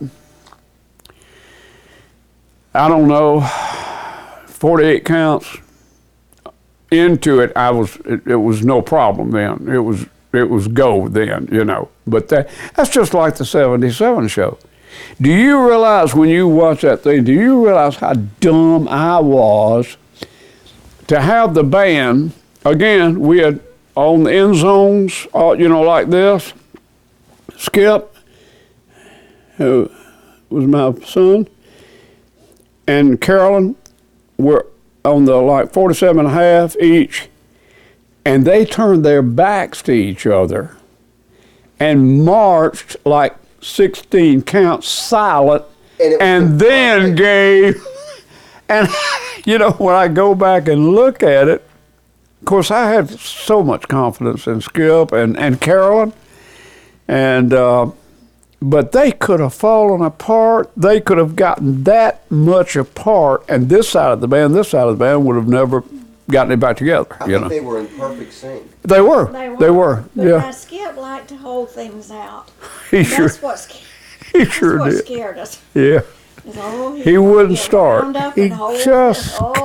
kept standing there, and I'm going, son, get it going, Lord, you know, and because they had a real strict time thing at Nationals, and but why in the If you don't- world? I have to interrupt. Right. If you don't think being the wife of the band director and my girls and my child, whew, It was a heavy night, was a heavy night. heavy night. Heavy night. And see, we were first on the field. You remember that? I sure do. That's the kiss of death. When we drew one, I thought, I know. I remember you. well, I'm going to be here for a while longer because I told Sue, if we win it, I'm out. I'm gone. Because, see, I don't think y'all realize, when we came back from Miami, all I heard in the community was, well, Frank's getting a little old. He's been around a little long. You know, we need a little more fresh blood in here, you know. I mean, really, and that was the first time we had lost it. I don't know when. We should have won that contest. Yeah, but they didn't know that. See, all they knew was this band from Louisiana beat us. We didn't win. So that's the reason I told Susan, I said, if we're going out, we'll win it one way or the other. And if we can do it at the National, then that'll be perfect, you know. And so, but Skip did such a great job for us, and Carol and Jude did. They were a good pair because Skip was a little pushy at times. I mean, he could get on your nerves just like I can. And Carolyn was just so calm. She was just the good co-worker with him. And I was so proud of him. I was so proud of him. And he was so proud to have won that thing. Because I didn't think we would. West Lawn was sitting back 15th. I mean, and see, but the reason I loved that contest so much is because it was so professional. And I knew that in the judges' meeting, because I had been a judge there, that Bob Cotter from Largo would tell those judges, don't you dare score the first band way high, because you don't know what's coming behind them, and you've got to leave yourself room. So do you know what our score was on that contest? Do you know what we won the Nationals? 87 something? 87. Yeah. That's just nobody ever caught us, you know? And I remember you giving us a lecture and saying we have to set the standard. That's right. That's right. That's what we had to do, and that's what y'all did. That's exactly what y'all did. And I loved the music on that show. We opened Ghost Riders. Yep. And I got old Spellman, Alan. I got him the afternoon of the contest, and I said, Alan, do you know what this solo? Do you know what that's about? You know, on the Pagliacci, he had the solo. I said, it's an Italian client crying. You know, you got to put some feeling in it. Alan's going, yes, sir. You know. And then that night, he nearly blew it. He cracked. He was trying to give it that shake, you know, and he was working into it, man. But you listen to it close, he nearly lost it. But anyway, and the Plop, Plop, Fizz, Fizz is a classic. I had a letter from the band director from New Jersey that said, when my people realized that we got beat in Florida by a Georgia band playing Plop, Plop, Fizz, Fizz. You know, but let me tell you something. Boy, Herb Milner stood behind us, didn't he? You know, they had some problems with some of the guys that night, but when you look at the video, y'all were locked in, man. I mean, y'all precision-wise, it was there. The only problem we had, and thank God, in the Nationals, there was no flag judge. On the very last section, the flags got really out of sync in the background. But see, that didn't really count on us because there are no flag judges. They're all band judges. And that falls into the general effect category. So it worked out. But the funny thing on that show was when we were rehearsing, Mahaffey, I think, came over to me and he said, I think our friends from Cicero are here. And I looked and there were 2 carloads. Bob Codner from Cicero, had hired 4 or 5 drum corps professionals to help him on that show. He really wanted us bad. And see, they were only like 160 or 170. They weren't a big band at all. Cicero wasn't. But man, every one of those kids, we were 250 or something like that. And of course, we had power to burn, you know, and the drum corps guys loved it. So Jim said, I think our friends from Cicero are here. That made me so mad. I said, I think they are. And they all had on their DCI jackets and everything. They were standing over, you know. And I knew we had to do something to get him in music, because I knew we could get him in marching. They had bad weather in New York. And I felt like the effect was we had that with the girls.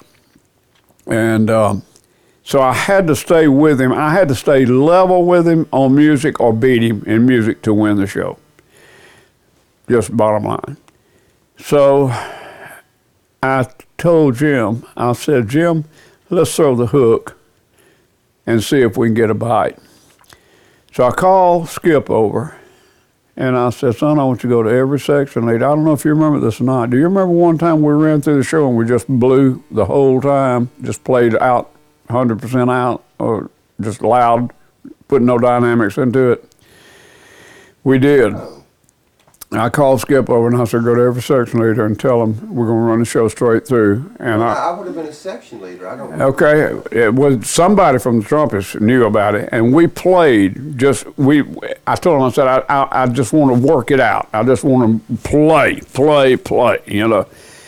And so the drum corps guys went back and told Bob that if he was going to get us in music, he was going to have to bring the volume level up, because we just had power to burn, and we were going to get him on the top end if he didn't try to catch us a little bit. And so they tried to blow with us that night, and we beat them in music. We got him in that caption. And he was so mad. Oh, he was so mad. But I don't know how we got the word around.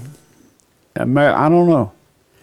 But I know we didn't, we just, you know, I think my explanation to whoever was that we just wanted to clean out the horns one time. Go ahead and blow it, you know, or something like that. I don't remember. But anyway. We were over on the practice field too. We weren't in the stadium. Yeah.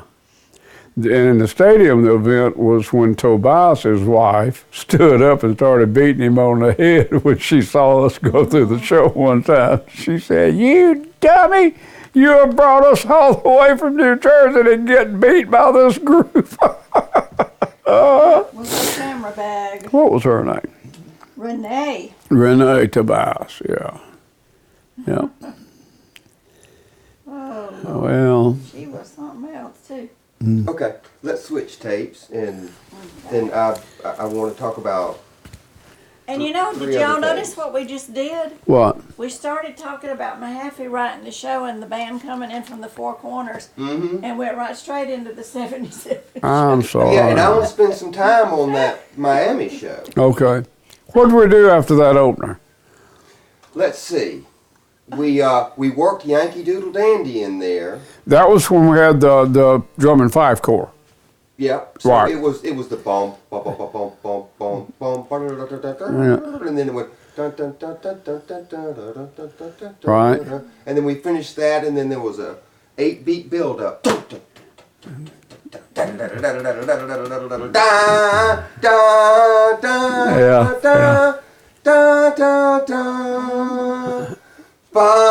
Great chord he had there. Was it A Little Russian Christmas? Is that what it was? No, it was what you and Mahaffey came up with. That's right. Okay, that was when we were at the blow section. Yeah, the big section.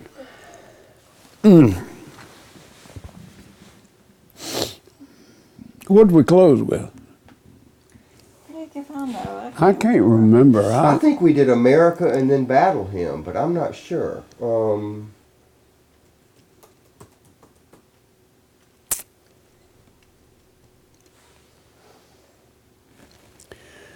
You're going to have to eat something, Susan. I am too. It's 3 o'clock.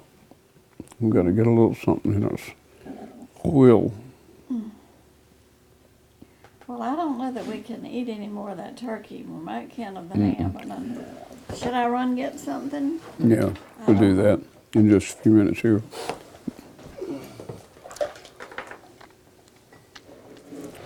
Now, do you have this on tape? Yeah, I've got a lot of this stuff. I didn't know that. Sure. Man, I haven't heard that show. I had collected. I don't think I've got that show on tape. I don't think I got I've a lot got of tapes from Carl Funderburg. Oh, yeah. So I've got stuff that was even before my time. How about that? I've got all the Inglesina type stuff. Yeah. I got a lot of stuff. Yeah. Do you have any concert stuff? Yeah. Do you have, by any chance, Elsa's Procession to the Cathedral? Oh my gosh. No, but boy, I wish I had, because I've got Wagner's version of it on here, and it just sends chill bumps up my spine every time I listen to it. Yeah. I love that song. Well, We did it. And I remember when we first played it, I just fell in love with it. Well, see, I did too. And that's It is. what I'm having played at my funeral. And Frank conducted the Troy State University Band, playing it for me one day. We'd have just gone through so that we could get a recording. John said, what do you want to play with? And I said, John, I want to do Elsa's. He said, we'll get it out. They got it out and sight read it, and it was gorgeous, man. It was,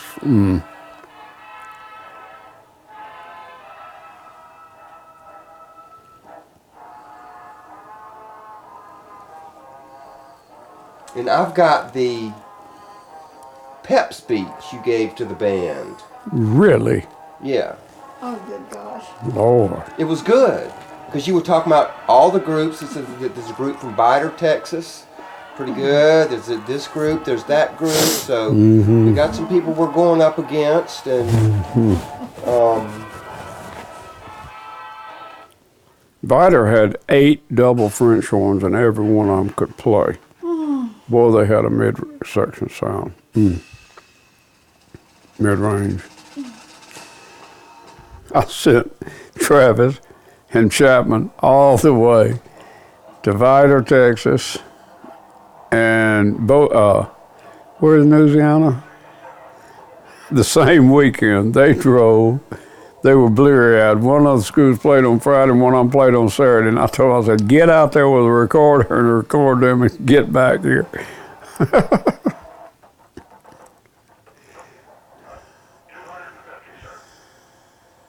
oh, I love this part. Listen.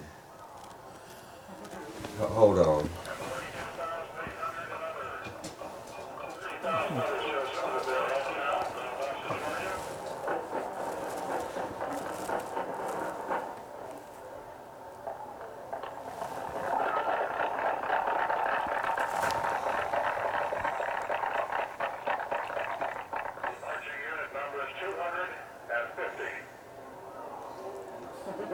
What? The whole stadium went, whoa. Said the marching unit. Numbers 250, and then the whole stadium went, whoa. 250. So just this.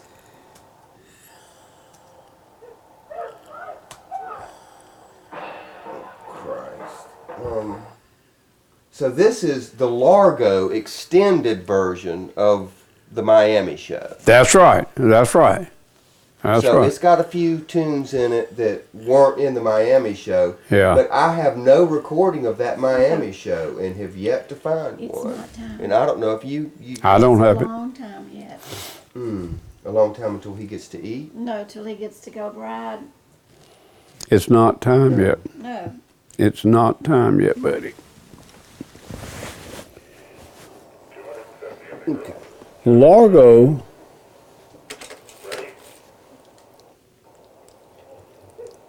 This is tape 4. Okay, that's right. This opener was so good. This show was so good. The Miami version. This is a little long, and it's got like, you know, Hey Jude and some trumpet solos that we didn't play. But the Miami show, I thought was it's my favorite of the two St. Pete shows and everything.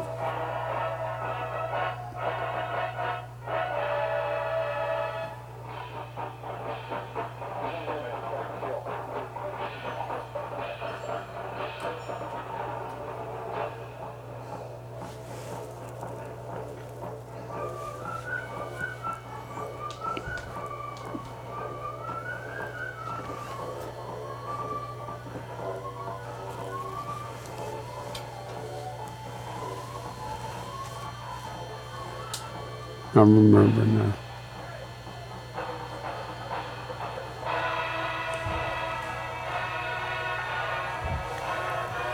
I love this next chord. All I know are anecdotes, you know, stories about the band. And I can't even remember. I'm sure. I mean, I can't remember everybody that was in the band. Sure. I really can't. 285 a year. Well, that was just in one band. Yeah. Yeah. I can't either. I mean, people will say something about having been in the band, and I Oh, I have them come up to me all the time. I was in your band, and I don't have a clue. I do not know. And I, you know, that's one of the reasons I left. That girl came in that lunchroom that day, and she said, "I need to talk to you about band." I said, "What grade are you?" And she said, "I'm a sophomore." I said, "Honey, it's too late to join the band." She said, "I am in your band." And I said, "Something's wrong here. This ain't what it's about." You know, I don't. But anyway, I will try to remember as many folks as I can. Well, how about the '69 greatest band in Dixie? Yeah, okay. That'd be a good. What tunes did you play? That was an original. I wrote that. I did that chart. And it was an original. It was only 90 seconds. Oh.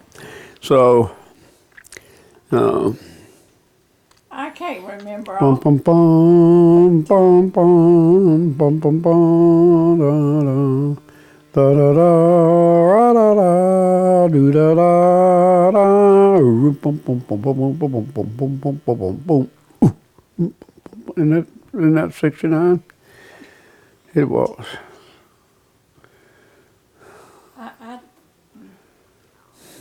Are you filming that? Oh, No, but again, I'll edit anything out, okay. you know. Because I just can't remember that far back. We ended with Way Down Yonder. I did an original called Mardi Gras '69, and then we finished it and went straight. Of course, it was rapid. Went right into Way Down Yonder, New Orleans, and then exited with Dixie. Boom, boom, boom, boom, boom, boom, boom, boom, boom. Oh no, and then went to Battle Hymn. That's right. And we turned and blew them loud at the finish of Battle Hymn. And there were so many good players in that little band.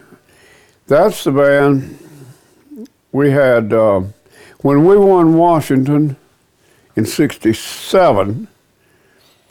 We had 69 total in the band. When we won New Orleans in '69, we had like 80 in the whole band. And yeah. Well, I think, now I don't remember when they graduated. That's what I just get, it all runs together. But that group was Ricky Keller and Riley Rowland and Sharon Tidwell, and I can't remember all who. Al Turner. Not in '69, because Sharon Tidwell lived with us, and that's when Skip was See what I'm talking about? his age. Yeah. Sharon Tidwell, you remember Sharon Tidwell? Oh, well, she was with y'all. Sharon Tidwell? She wasn't in your class? No. Well, honey, she lived with us in Skipper. Honey, she and Ricky Keller were nearly married. I mean, they went to Troy together. We got her a full ride to Troy University. But what year was that? I mean, It's 69. It's when we went to Atlanta and did the first Peach Bowl. oh God. And they blew up the motel. And Ricky eventually went to Atlanta and became a very popular musician. Oh, in yeah. fact, people still talk about him to this day. He was the #1 bass player in Atlanta for 20 years. I mean, the #1. Kiss came through, they called him if they needed a bass player. And he wrote that Coca-Cola commercial thing that was so popular, didn't he? I don't know. Yes, he did. Yes, he did. Yes. Yeah. He was a great kid. Great kid. That whole group ended up going to Troy. Johnny Long came over here and Ann Chitty, Was Mark- Mark Chitty's daughter. yeah, and at one time we had 9 first chair players in the Troy Symphony Band. I remember that. Wow. 9 first players. I do remember that. I just didn't remember the years. Yeah, it had to be then. It was then. Okay. I believe you. And that was the group. Richard Rockert, wasn't he in that group? And Alan Simpson. See, I start naming, I can't remember them all. Was Kenny Steele there? No. Yeah, Kenny Steele might have been there. He was still there when Woody came. Woody graduated in '72. Woody Leonard. And, of course, Al Turner. He marched that whole parade. He was the only snare drummer we used. And he marched 5.5 miles and never quit, never missed a lick, never missed a lick. And I don't know. Danny Spicer was in that group? No? No, because he was the same with Carol, and I don't remember when she graduated. 67, something like that, I don't know. Well, yeah, okay. Okay, well, let's She would have been- step ahead past 69. What was the next major contest you won? After 69, 72, the greatest band in Dixie. that was the greatest band again. Uh-huh. We went in,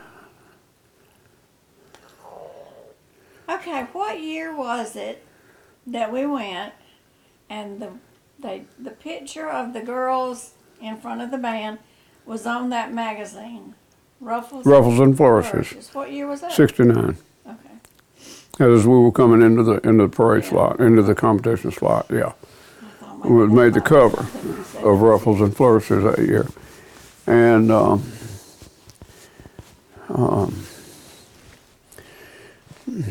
So 72 was another winning of greatest band. in greatest Dixie. band. Then we went to 74, St. Pete. Do you remember what tunes were you did that In year? 72, Yeah. Can't help you. Okay.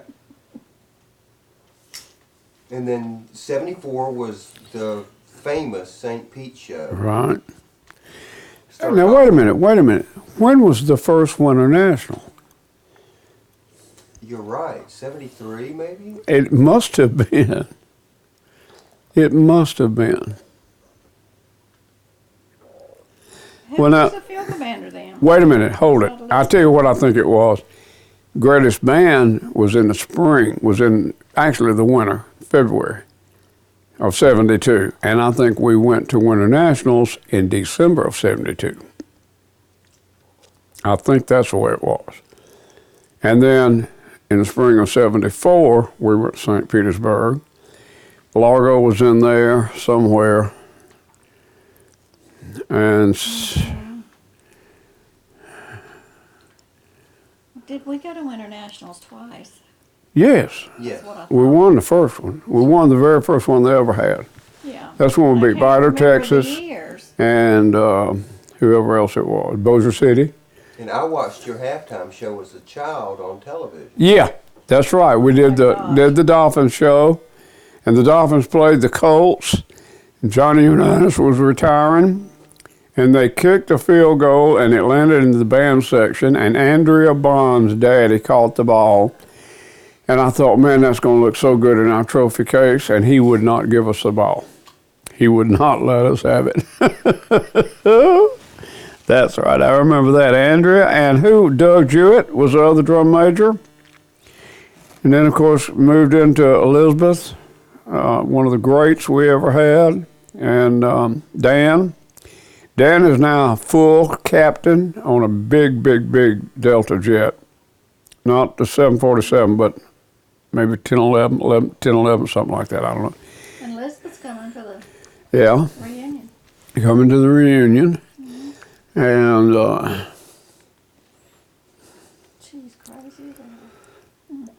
who was, I'm trying to call names now, and I'm just not doing well at all. Okay, Mike DeCesar.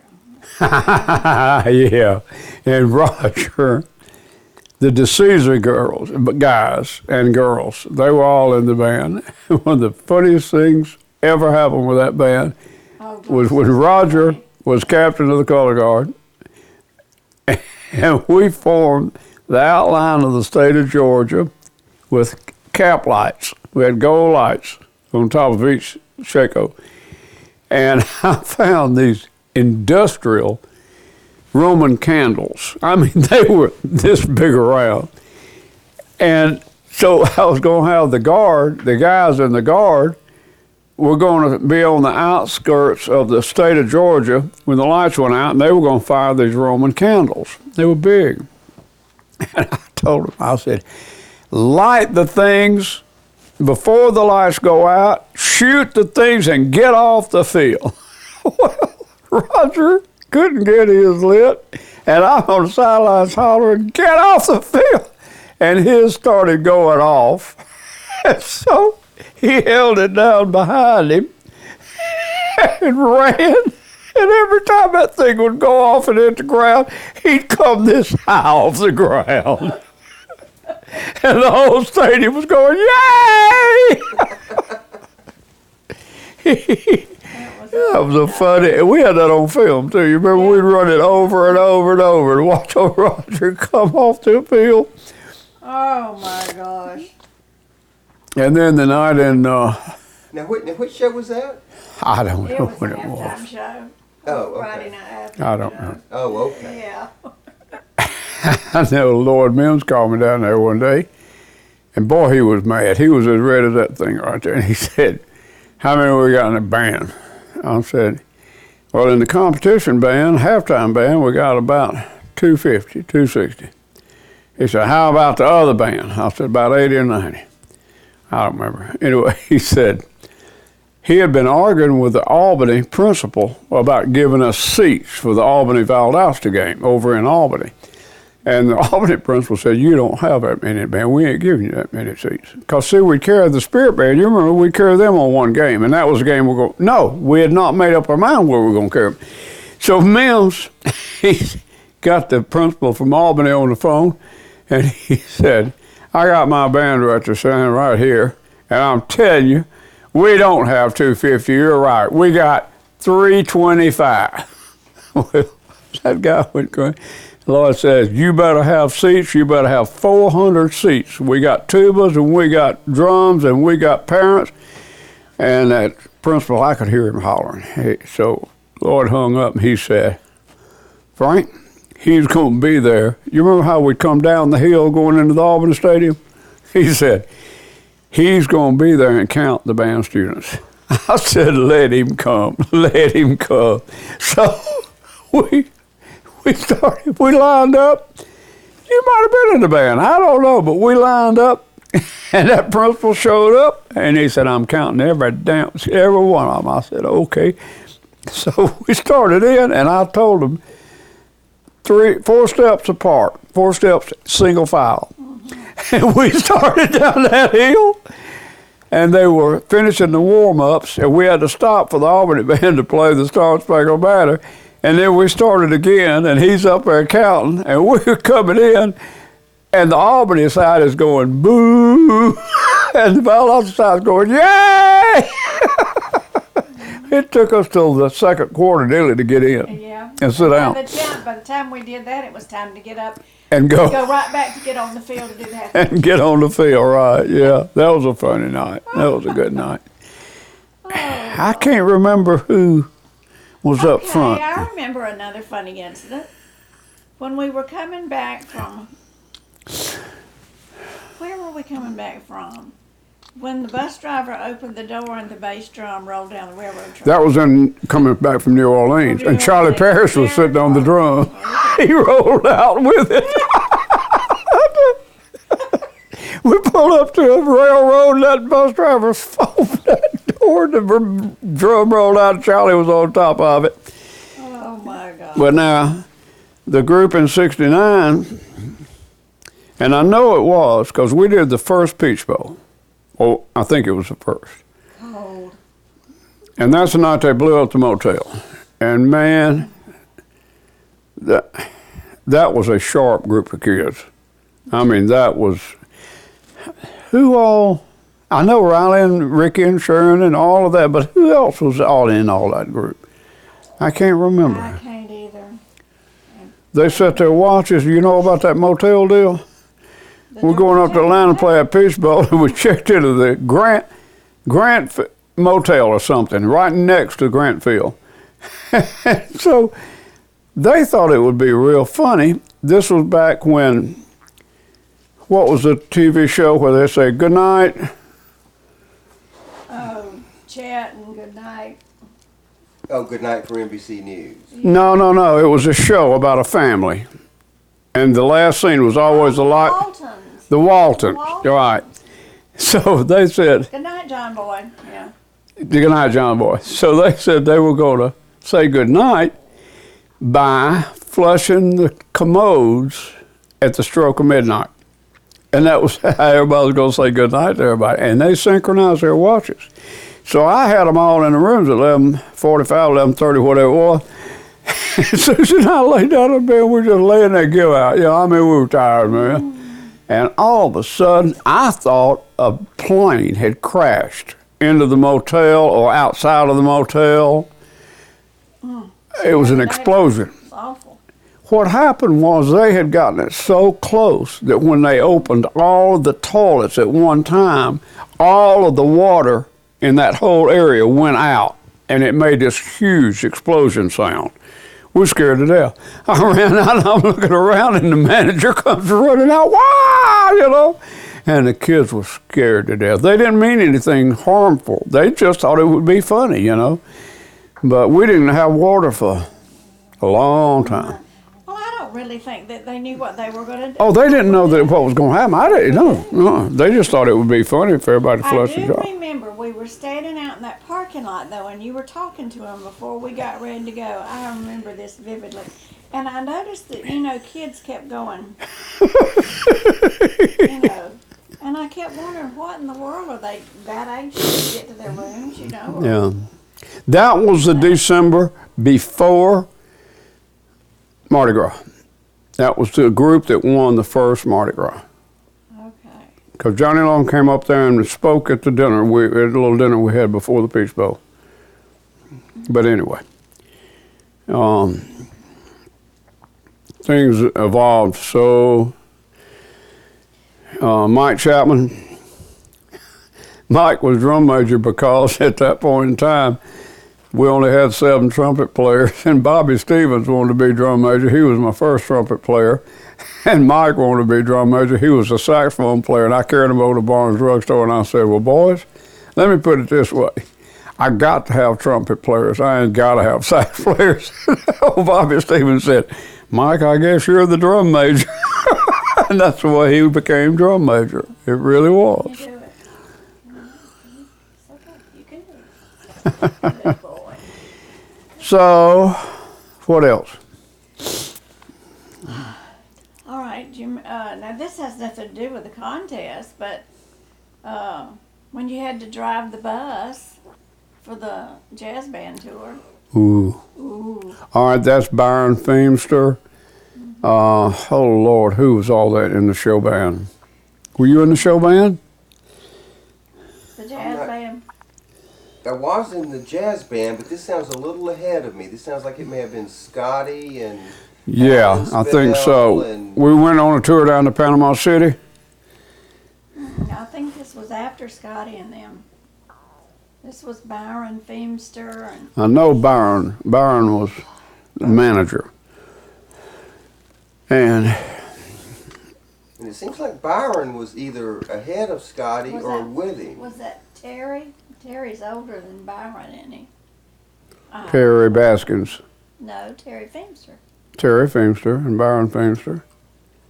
And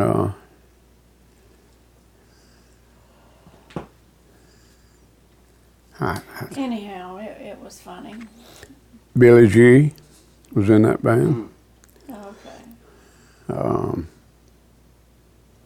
Anyhow, they get out there at 5 o'clock in the morning or something like that. to Well, then leave, you're getting into the Earl Folsom Earl? and Scotty Slocum, Oh, Oh, Scotty, yeah. yeah. And Jack Benson. Jack Vincent. Jack Benson was a player.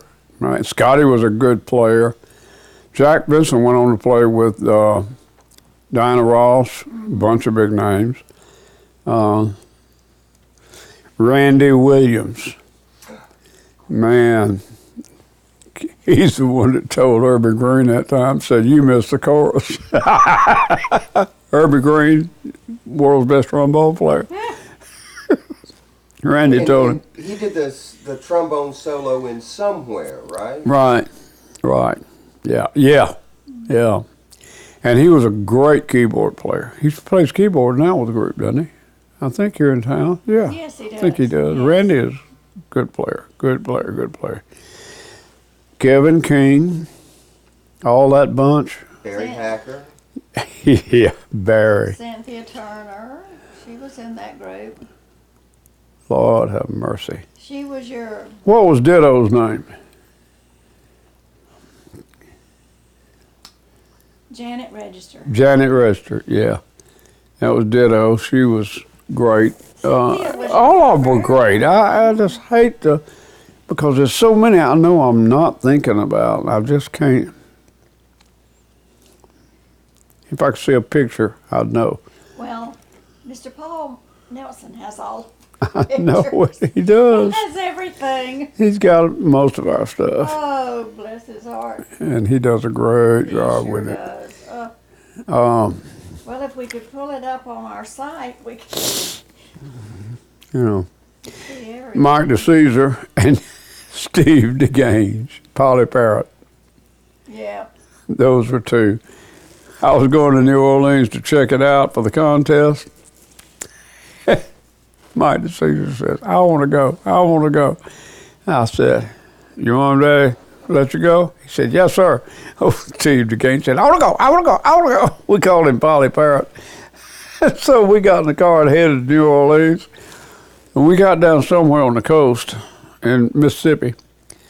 And everywhere we'd go in, people come over and say, what you want? DeCesar would say, I'll have a bourbon and Coke. And I said, no, you won't. And to this day, when I see him, we go, I'll have a bourbon and Coke. And I go, no, you won't. We had a great time. Went down there. I wrote the show for the Moultrie Band, for Greatest Band in Dixie. We stayed and went down there with their director and stayed at the Hotel Roosevelt. It was really pretty. And I wrote a show for Lounge, one of their shows that won. That was when Chris was in the band, I guess, wasn't it? Yeah.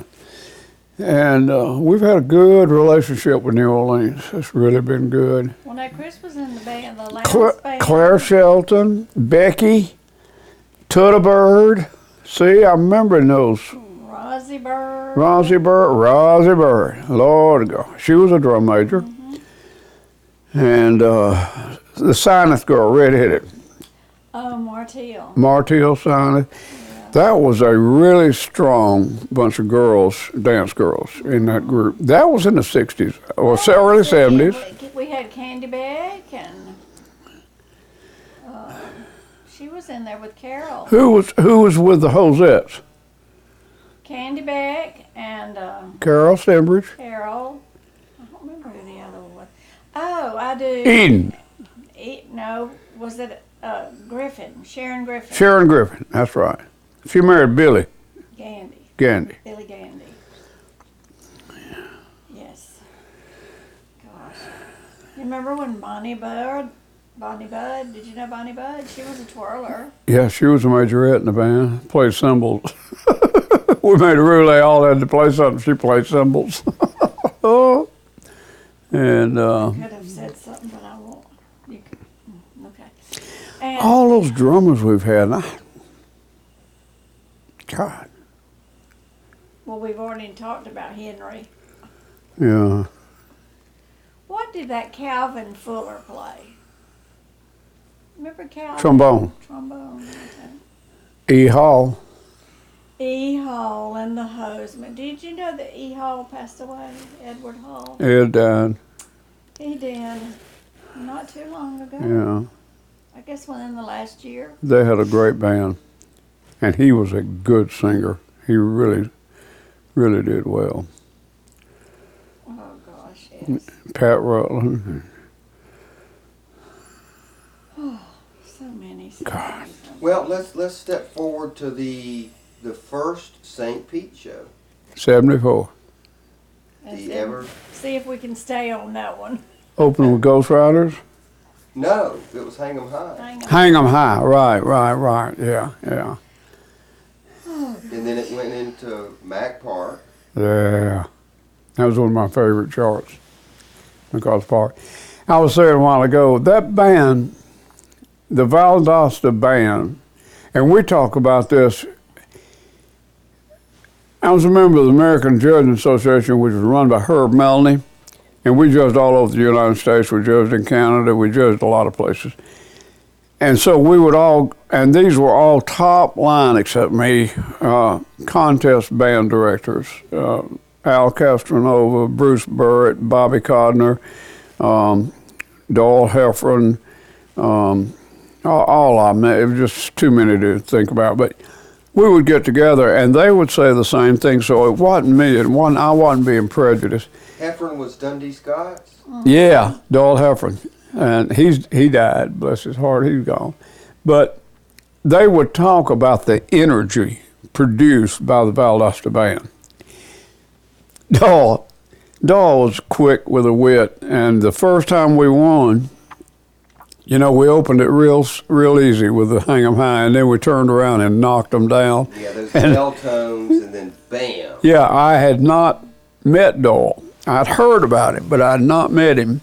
So after the show, we saw him, and he said, "You're the guy from Georgia." I said, "Yes, I am." He said, "That's the first time I ever heard your band." I said, "Well, I hope you enjoyed it." He said, "Well, I'll tell you one thing." He said, "On that first impact note," he said, "I heard it 3 times." He said, "I heard it come out of the bell of the horn, I heard it hit the stadium, and I heard it roll out over the bay. And it got worse out of tune every time." I said, "Thanks, Doyle." He said, "That's all right, Prince." And they call me Prince Valiant down there. But anyway, all that bunch would talk about the energy that you could feel from the Valdosta Band. And I would like to think that we didn't overplay. We just had enough really filling the horns out in tune that it just had that sound, And I would never compare the Valdosta Band with the Troy University Sound of the South, but I'll tell you one thing.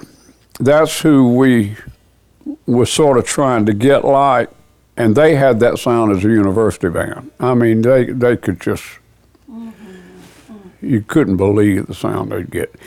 So, a lot of things went into it, but yeah, that 74 show was a good show. And that was our first time out. Well, no, I don't guess it was. I guess our first time out, come to think of, would have been Winter Nationals with the big boys. And I guess. Up to then, we had done real well in parade, but that's short-term duration. That's short-term competition. And I knew we could handle them in a couple of minutes, 3 minutes or whatever. but I didn't know if we could do 8. And that let us know. That was really a good time. A really good time. The band just, I mean, I would get chills, and I heard it every day, you know. But boy, when y'all would crank down, within reason. The only section I had a problem with were the tubas. Ricky and Barry and all that bunch back there, they just get out of control, man. They start blowing so hard. It sounded like a bunch of constipated rhinoceri back there. But anyway, they were working hard. They were trying.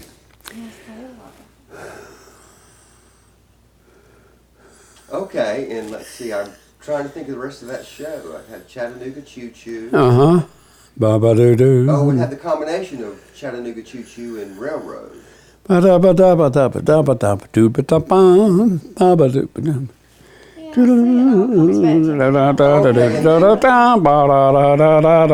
was my half E.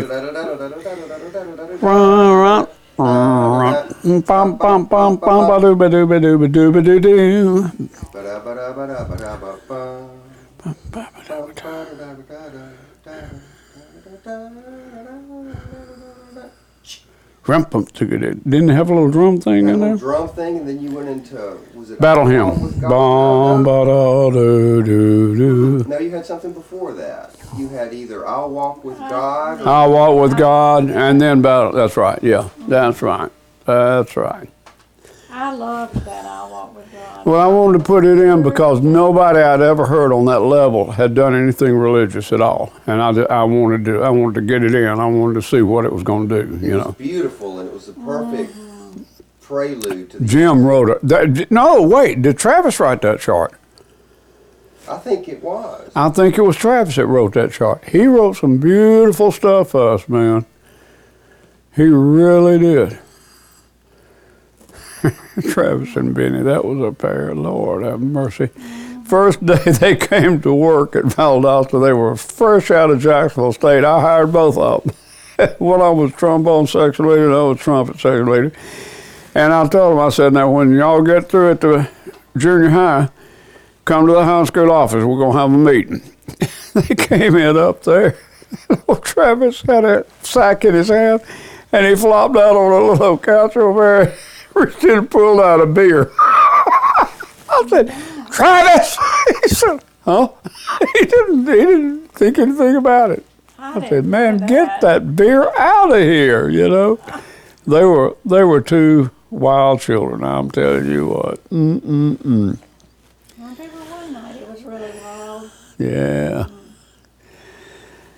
Well, I'll tell you that story, then you could edit it out if you want to.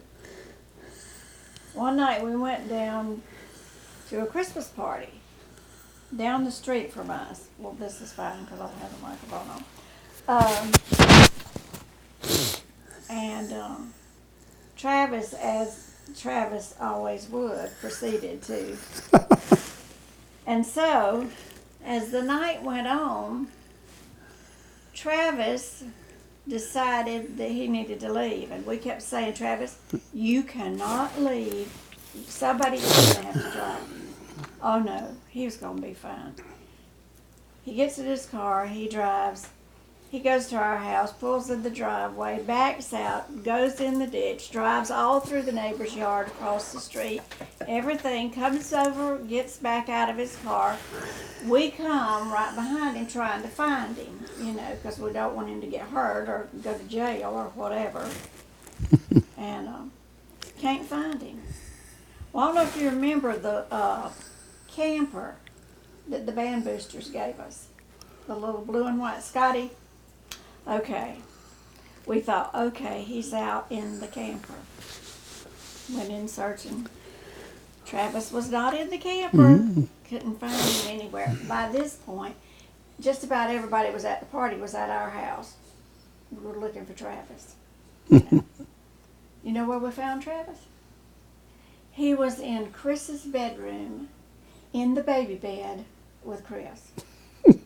Just curled up in a little fetal position. Then he goes, because would have just killed him. Now, do you know how tall Travis And is? he was a big boy. A big boy. Very tall. It's the wonder it didn't boy. break the bed. There he was in the bed holding Chris. That is funny. Were you in the band when Michelle and Kathy got killed? Yeah. Yeah. That was part of our heritage also. The band was so together, and when we played at both those funerals, that Terrible day. we'll never forget that. Michelle was a good friend. I didn't realize that. You know, they paraphrased the words to MacArthur Park and gave it to me right before they left. I think Paul's got that. I don't know what he's doing with it, but I think he's got that. I think he does too. Yeah. Because I've seen it. Yeah. It's something else. He has everything. Be lovely little girls. And they were so happy at band camp. Oh, they were happy at band camp. Yes. They were in the freshman camp. Yep. Well, I don't know why the Lord's been so good to us, but he has. There's just no way we can ever say to everybody, regardless of year, regardless of band, every performance was meaningful, even in the early days. And it wasn't a real good band, but they started to work hard, and then it just kept going. It just kept going. And we did things that guys today just can't believe. And it's no use trying to tell them about it because it's not going to ever happen again. It just won't do it. I go in and rehearse bands now, and they play real well, but they don't have that. And I used to tell the band, I used to tell every band, if this is the most important thing to you, you're in the wrong place. First it's your belief, whatever that is, and your family, and it goes on. And I meant that. I meant that thing. And when I first started, I wanted every one of my kids to be all-state players. I wanted to play grade 6 literature. I blah, blah, blah, blah, blah. And I found out that wasn't where it was at. Man, where it was at was making sure those kids were learning something for later on. They were learning a work ethic. They were learning that it does matter if you don't do the right thing. When nobody's not watching. That's when it matters, And they asked me at my first retirement party, how many retirement parties have I had, Susie? Well, what you just mentioned is one of the main things all of us got from you. Well, see, that was the bottom line right there. And if y'all got that, everything else was there. Didn't have to worry about it, But at my first retirement party, somebody asked me, said, what are you going to miss most, And I thought a little bit. And I told him, I said, it's not the halftime shows. There'll always be good halftime shows. It's not the contest. There'll always be contests going. And I said, but what it is, and not the concerts, but what it is the honor of having that many young people that I can talk to every day and hopefully say something, that's gonna mean something. I mean, just that honor that they have to say, whether they want to or not, I don't care, but they're gonna sit there and listen for a while, and hopefully something will get through. So and that's what I miss. I do miss that. And I have to be real careful about that because when I go work bands and everything or whatever, not many anymore, I get to talking. Because I want to talk to them, more than I want to do this. I have to be careful about that. But Well, I think it got through to a few thousand. I've had so many kids tell me that it was meaningful, and it's helped them later on. David Reddebush, the Reddebush kids. See, got all Scott, Mark, all that bunch. The whole crew. David told me one day at the hospital what he learned about discipline and everything helped him through medical school. Just that he knew he could do things. He had a hard time with paradiddles, I think it was, but he learned, and so that's good. Yeah, that is. I had my eye on that. It needs a little cleaning off. Yeah. You already do that. Yes, I had my eye on this. Well, if it wasn't for the valve, it said in the paperwork and in the newspaper that the reason I was voted into that was because of my work with the Valdosta High School Band. That's the main thing they researched.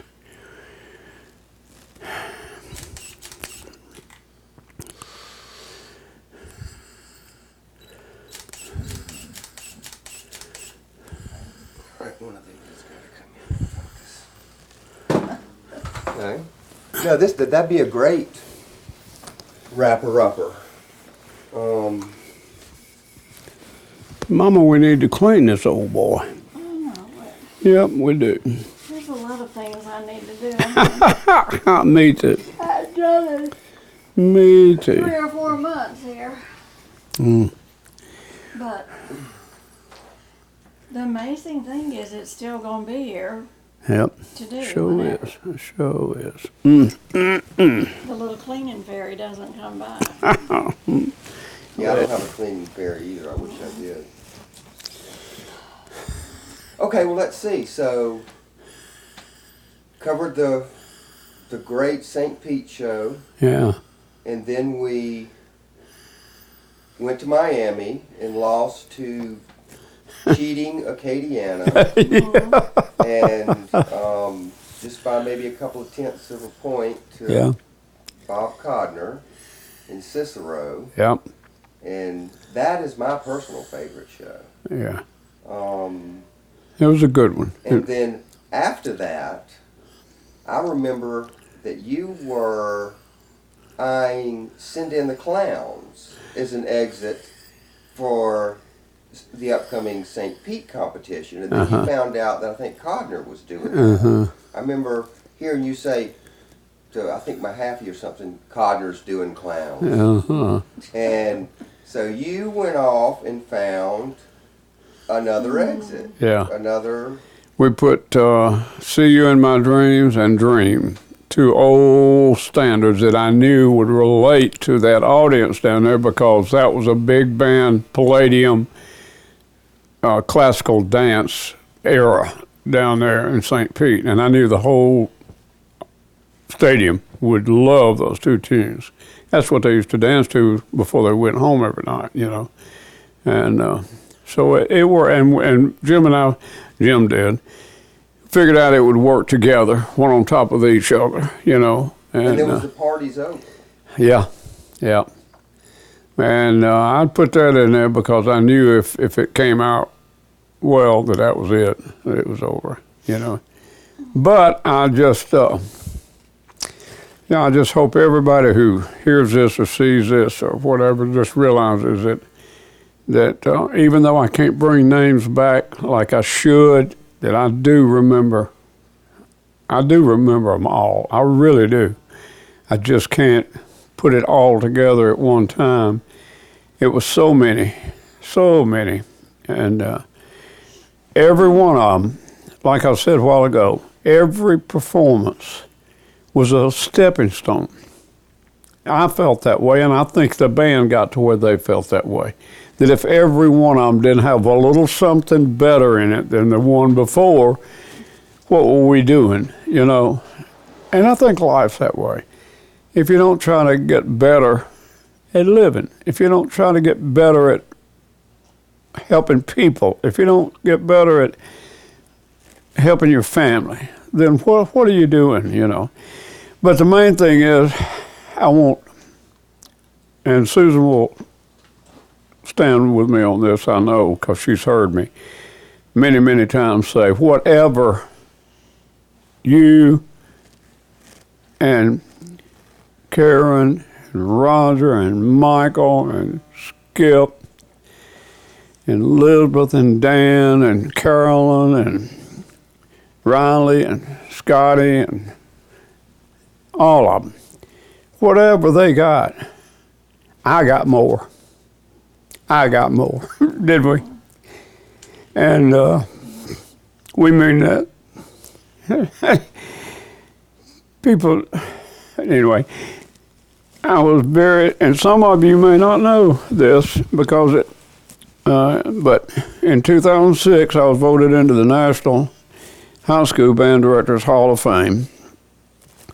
And the last time I was in touch, there's 43 members nationwide, and it's pretty good company.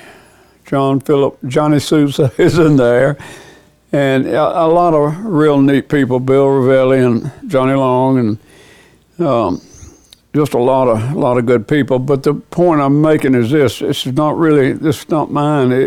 It's everybody who was associated, because the committee specifically spelled out in the proclamation that it was due to my work with the Valdosta City Schools Band. That's what they zeroed in on to okay this, to put me into this. And I'm real proud of it, but I'm real proud of it because it's everybody's, you know. I guess I had to give it to somebody, so I guess I was that one, but it was nice. It's a nice honor, and I'm proud of it. And I'm proud of it for everybody who put something into it. Right, Mama? Right. That's exactly right. You want to serve me biscuits on that in the morning? No, I don't want to get grease on it. I don't. I wouldn't either. No, I wouldn't. And I don't mean to be jovial about it, but I just... I did type it. That's the only thing I did. What is that? Typed it. Typed what, honey? The thing that went in. Oh, yeah. That's right, yeah. When they called and said that I had to send all that stuff in. That's right, you did. That's right. Yep. And That's all I did. so I'm just thankful for everybody. I don't know what the Lord does, but I can't remember. I remember the bad times of Dixie, but I don't remember bad kids.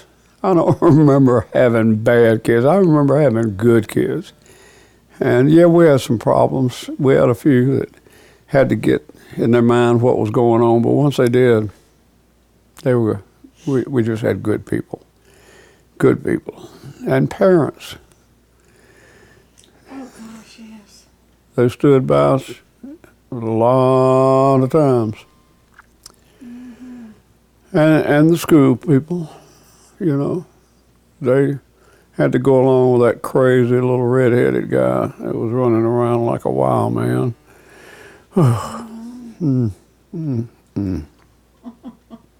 Well, I think I can say on behalf of all of the students from Valdosta that were in your band that it's our honor. Well, it worked both ways. It worked both ways. It really did. I try not to ever ask y'all to do anything that I would not have done, and in return, I think y'all never gave me anything except your very best as to what you could do. And I think sometimes we came real dang close to getting right, nearly all the way to the top, you know.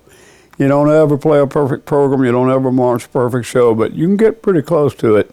And I think you guys did. And it all just built year after year, you know. And the thing I always tried to figure out how to do, and I never did really figure it out, was to let those kids that were in the 64 band know that they were part of the 74 band. You know, that it was part, it was, they were responsible for what was going on. And I tried to let them know that when they would come by and everything, because there was some days in 60 62, 63, 64, 65 along in there where we were really trying to put it together, and they didn't have the luxury of the number of kids that y'all did, and being able to do some things, that you can do with those numbers. They had to struggle sometimes, and but they did, and people were good to us. They really were. Every time we'd get that standing ovation, I'd just be so proud for the kids, because I felt like they deserved it. And I'll tell you what, you don't see bands getting those standing O's like you used to, as much as you used to. You really don't. It's just become, oh well, there they are. And I'm glad I was there when I was there. Aren't you, Mama? Mm-hmm. Yes. And we were so sorry to see you leave, although I know you say it was time for you to go. It just becomes so much. Well, let's just mention a little bit about the '77 St. Pete show. Any of the crew you remember from that show? And you have been one of those. The main things I remember about '77 is the difficulty that we were facing in the lineup and the bands that were there, because I mean the top groups. Herb had called me, the festival director, had called me in '70, after the '75 show. Yeah. And he told me then, he said, I want you back. And I said, well, Herb, we're coming back. And I said, but I don't think I can come. He said, I don't want you now. I want you in '77. I'm building that show. That's the one I'm looking for.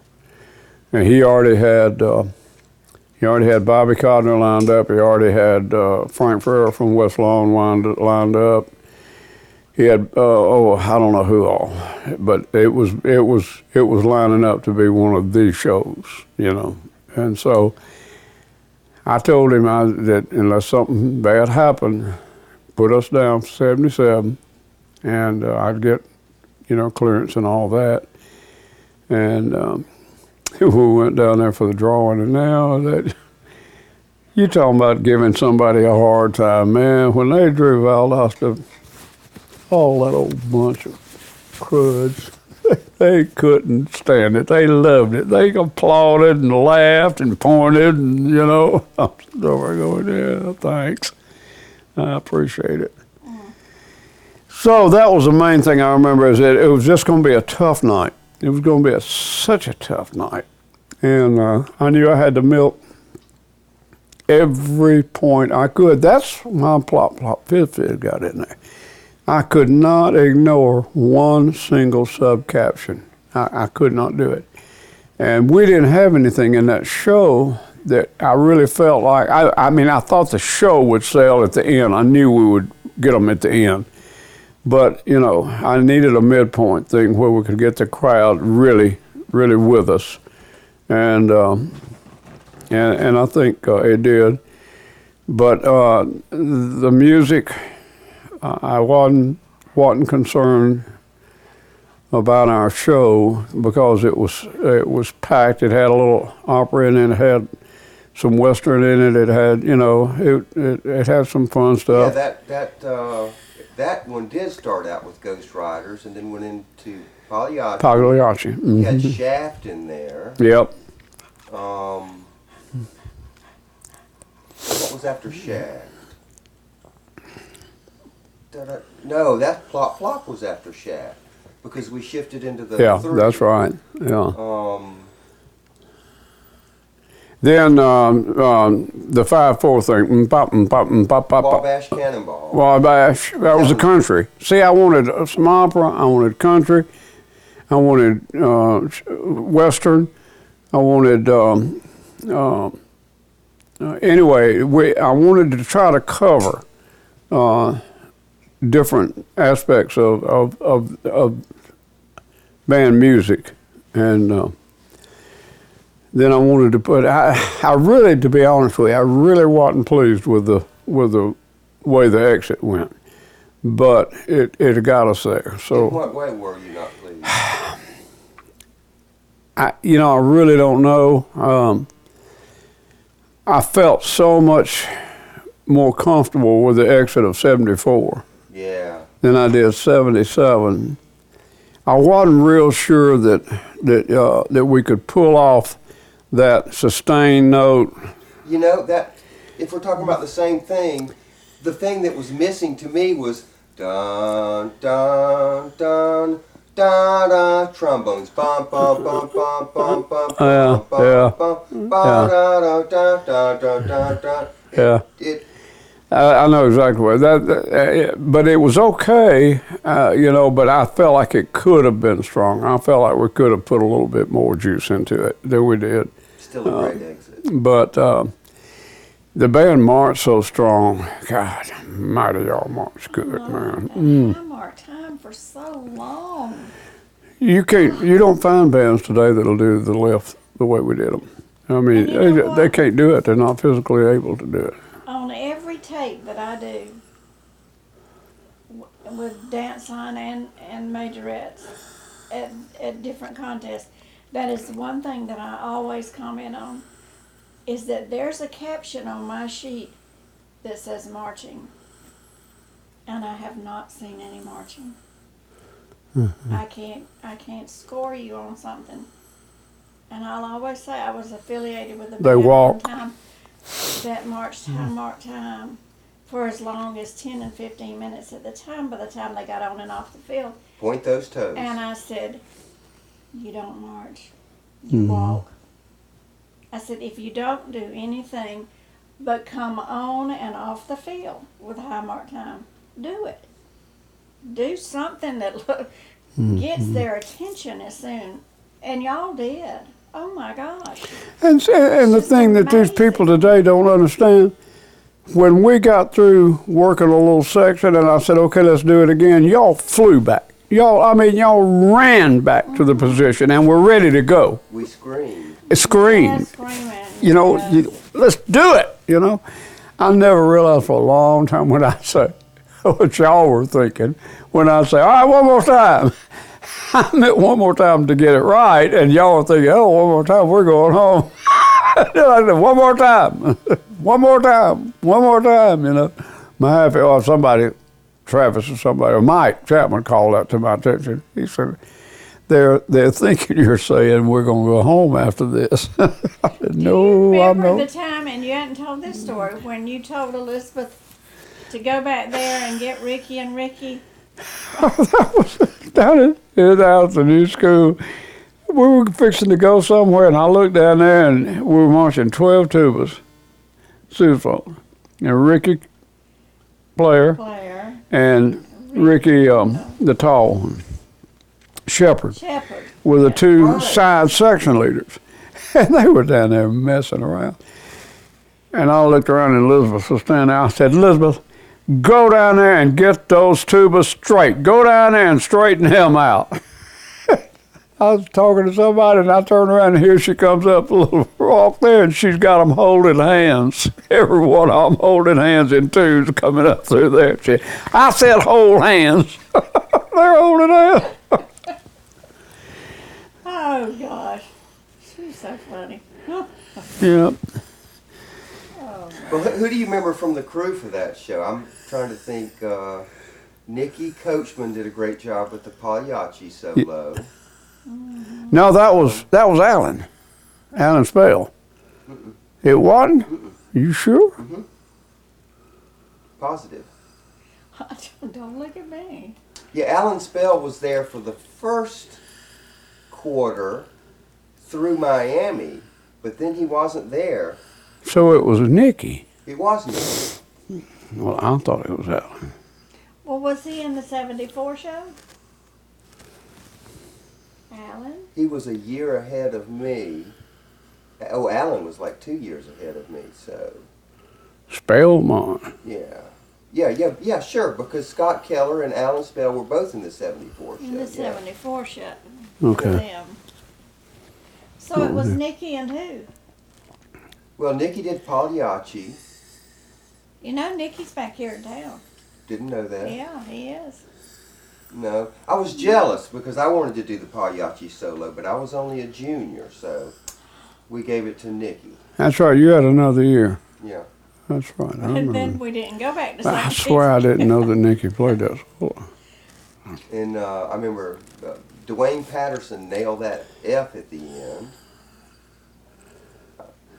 Didn't we end that show with the dun dun dun? Yeah, dun, dun? yeah. That was the weakest part I thought of the show, but you know, like I say, We it had, got oh there. gosh, Randy McDougal was in the trombone section. Ricky Rowe. Ricky Rowe was in that. In the section? trombone section, Oh yeah, my gosh, I didn't realize that. yeah. Trying to think of the other So, Jay, you play trombone? trumpet. Trumpet. Yeah.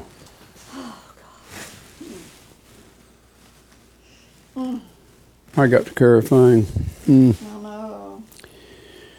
Yeah. I'm surprised he hadn't gotten up telling you Oh, about okay, it. okay. No, Fang will get up and put his paws in his lap. Like, okay, Dad, it's time to go. Oh, When he okay. has to go out. Okay. Lordy, lordy, lordy. But anyway, back to your original question. It was just a matter of who was there, how much time they had. You know, I always tried to figure the three captions and where we would be against each band in the caption. And I felt I was scared of Cicero on the music side.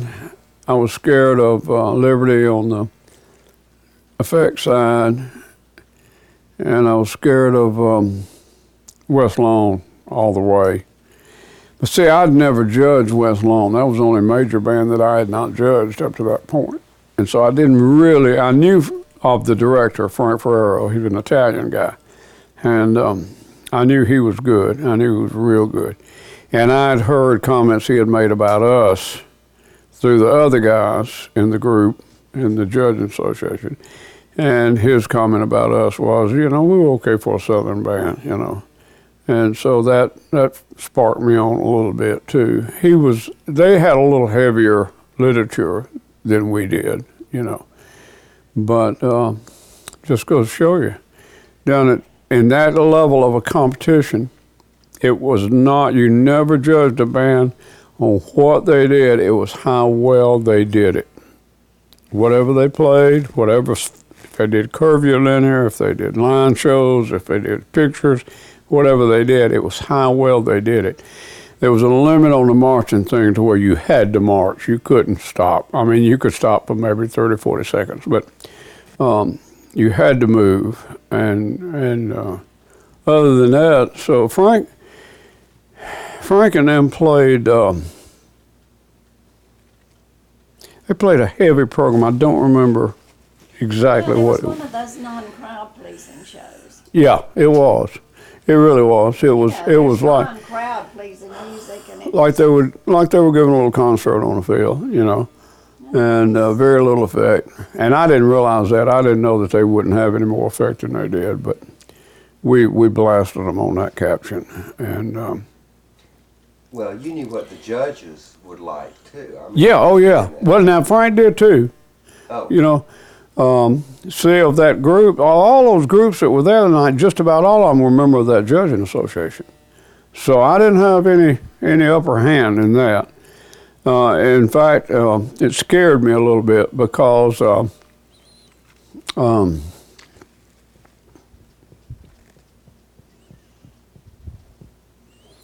who was it everybody liked so much? Huh? that night or in '74? No, in general. Oh, I Abbeville? can't remember. I can't remember. They liked Abbeville because of Sandy Scott. Sandy The Scott. Grenadiers. Because of the bagpipes. Yeah, they Sandy were Scott had terrible. the bagpipes. They were bad. Okay, who was the guy from Pennsylvania? Not Ron Sherry. Ron Sherry. Yeah, Ron. That's right. Sherry's From baby. Liberty, Bethlehem. But Heffron First time I saw his band, Dundee, I was on General Effect, which they always put me on General Effect, and I hated it. It's the only subjective caption. It's the only one that somebody can say, what the hell do you mean? But that was the only perfect score I've ever given in any contest, and it was at the Nationals. And I gave him a 36. I just could not believe what he did on the field. Every move, every sound increased in quality and intensity, and it just, when they got through, the other effect judge was that crazy boy, Danny Kopch from New Jersey. Governor Livingston. Dan Kopch, that big old boy. Yeah. He came running down there and he said, have you put the score down? I said, no, I hadn't put my score down. What are you waiting on? What are you waiting on? I said, I'm waiting to figure the score. There's nothing figure. It was perfect. It was perfect. You can't tell me anything wrong with that show. And he talked me into giving a 36. And I turned it in, and man, 1 minute after I turned it in, I wanted to go get it back. Oh, I wanted to give him a 35-8 is what I wanted to give him. So I saw Heffron at the big party, and he looked over at me and he said, nobody's perfect. Now, this was the guy I gave the score to. I said, you're exactly right. I said, thank Danny Kopch for that. He said, well, he's an idiot. I said, well, thanks. But anyway, Doyle was a good friend, and he died way too young. And but that was the best effect show I've ever seen in my life. I mean, it was just awesome. Never saw one like it. And old Ron Sherry brought them horses down there, and they messed all over the field. They got upset.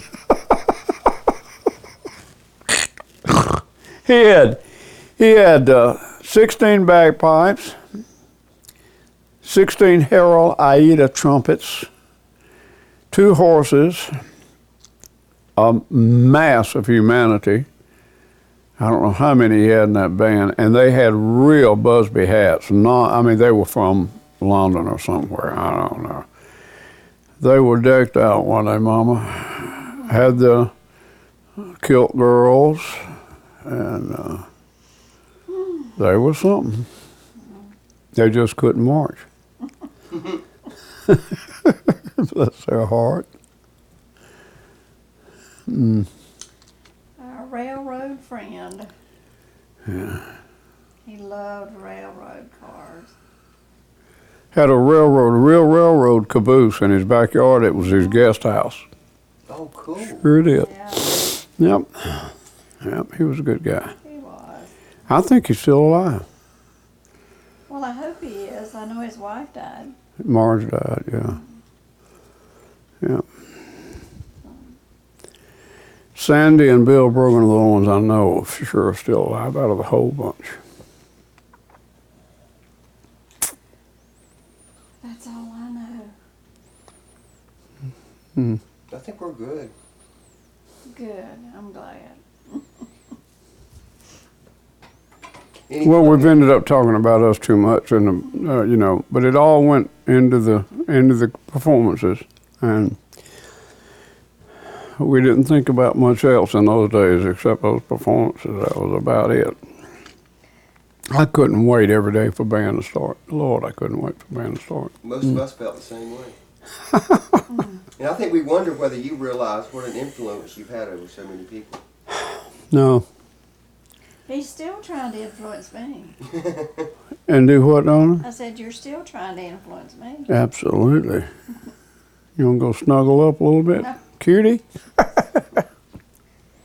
Well, on behalf of all the band students, thank you.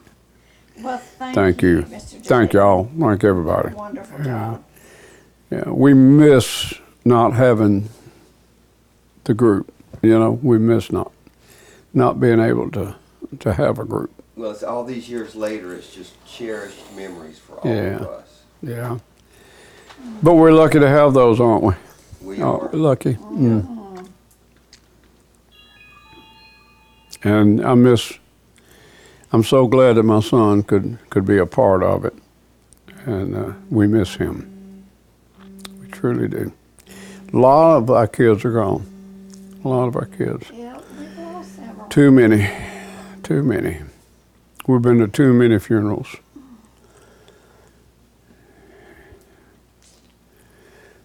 And we. Mm-hmm. We have.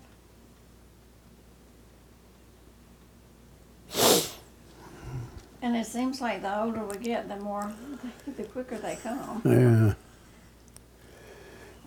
Yeah, yeah. Mm.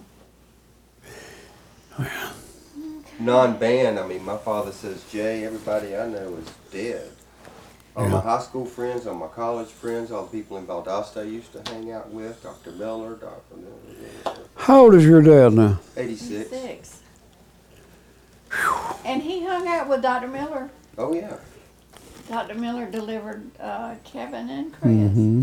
Oh, you're kidding. No. Your dad did a great service to this community through his work. He really did. He really, really did. Buddy, you got to go.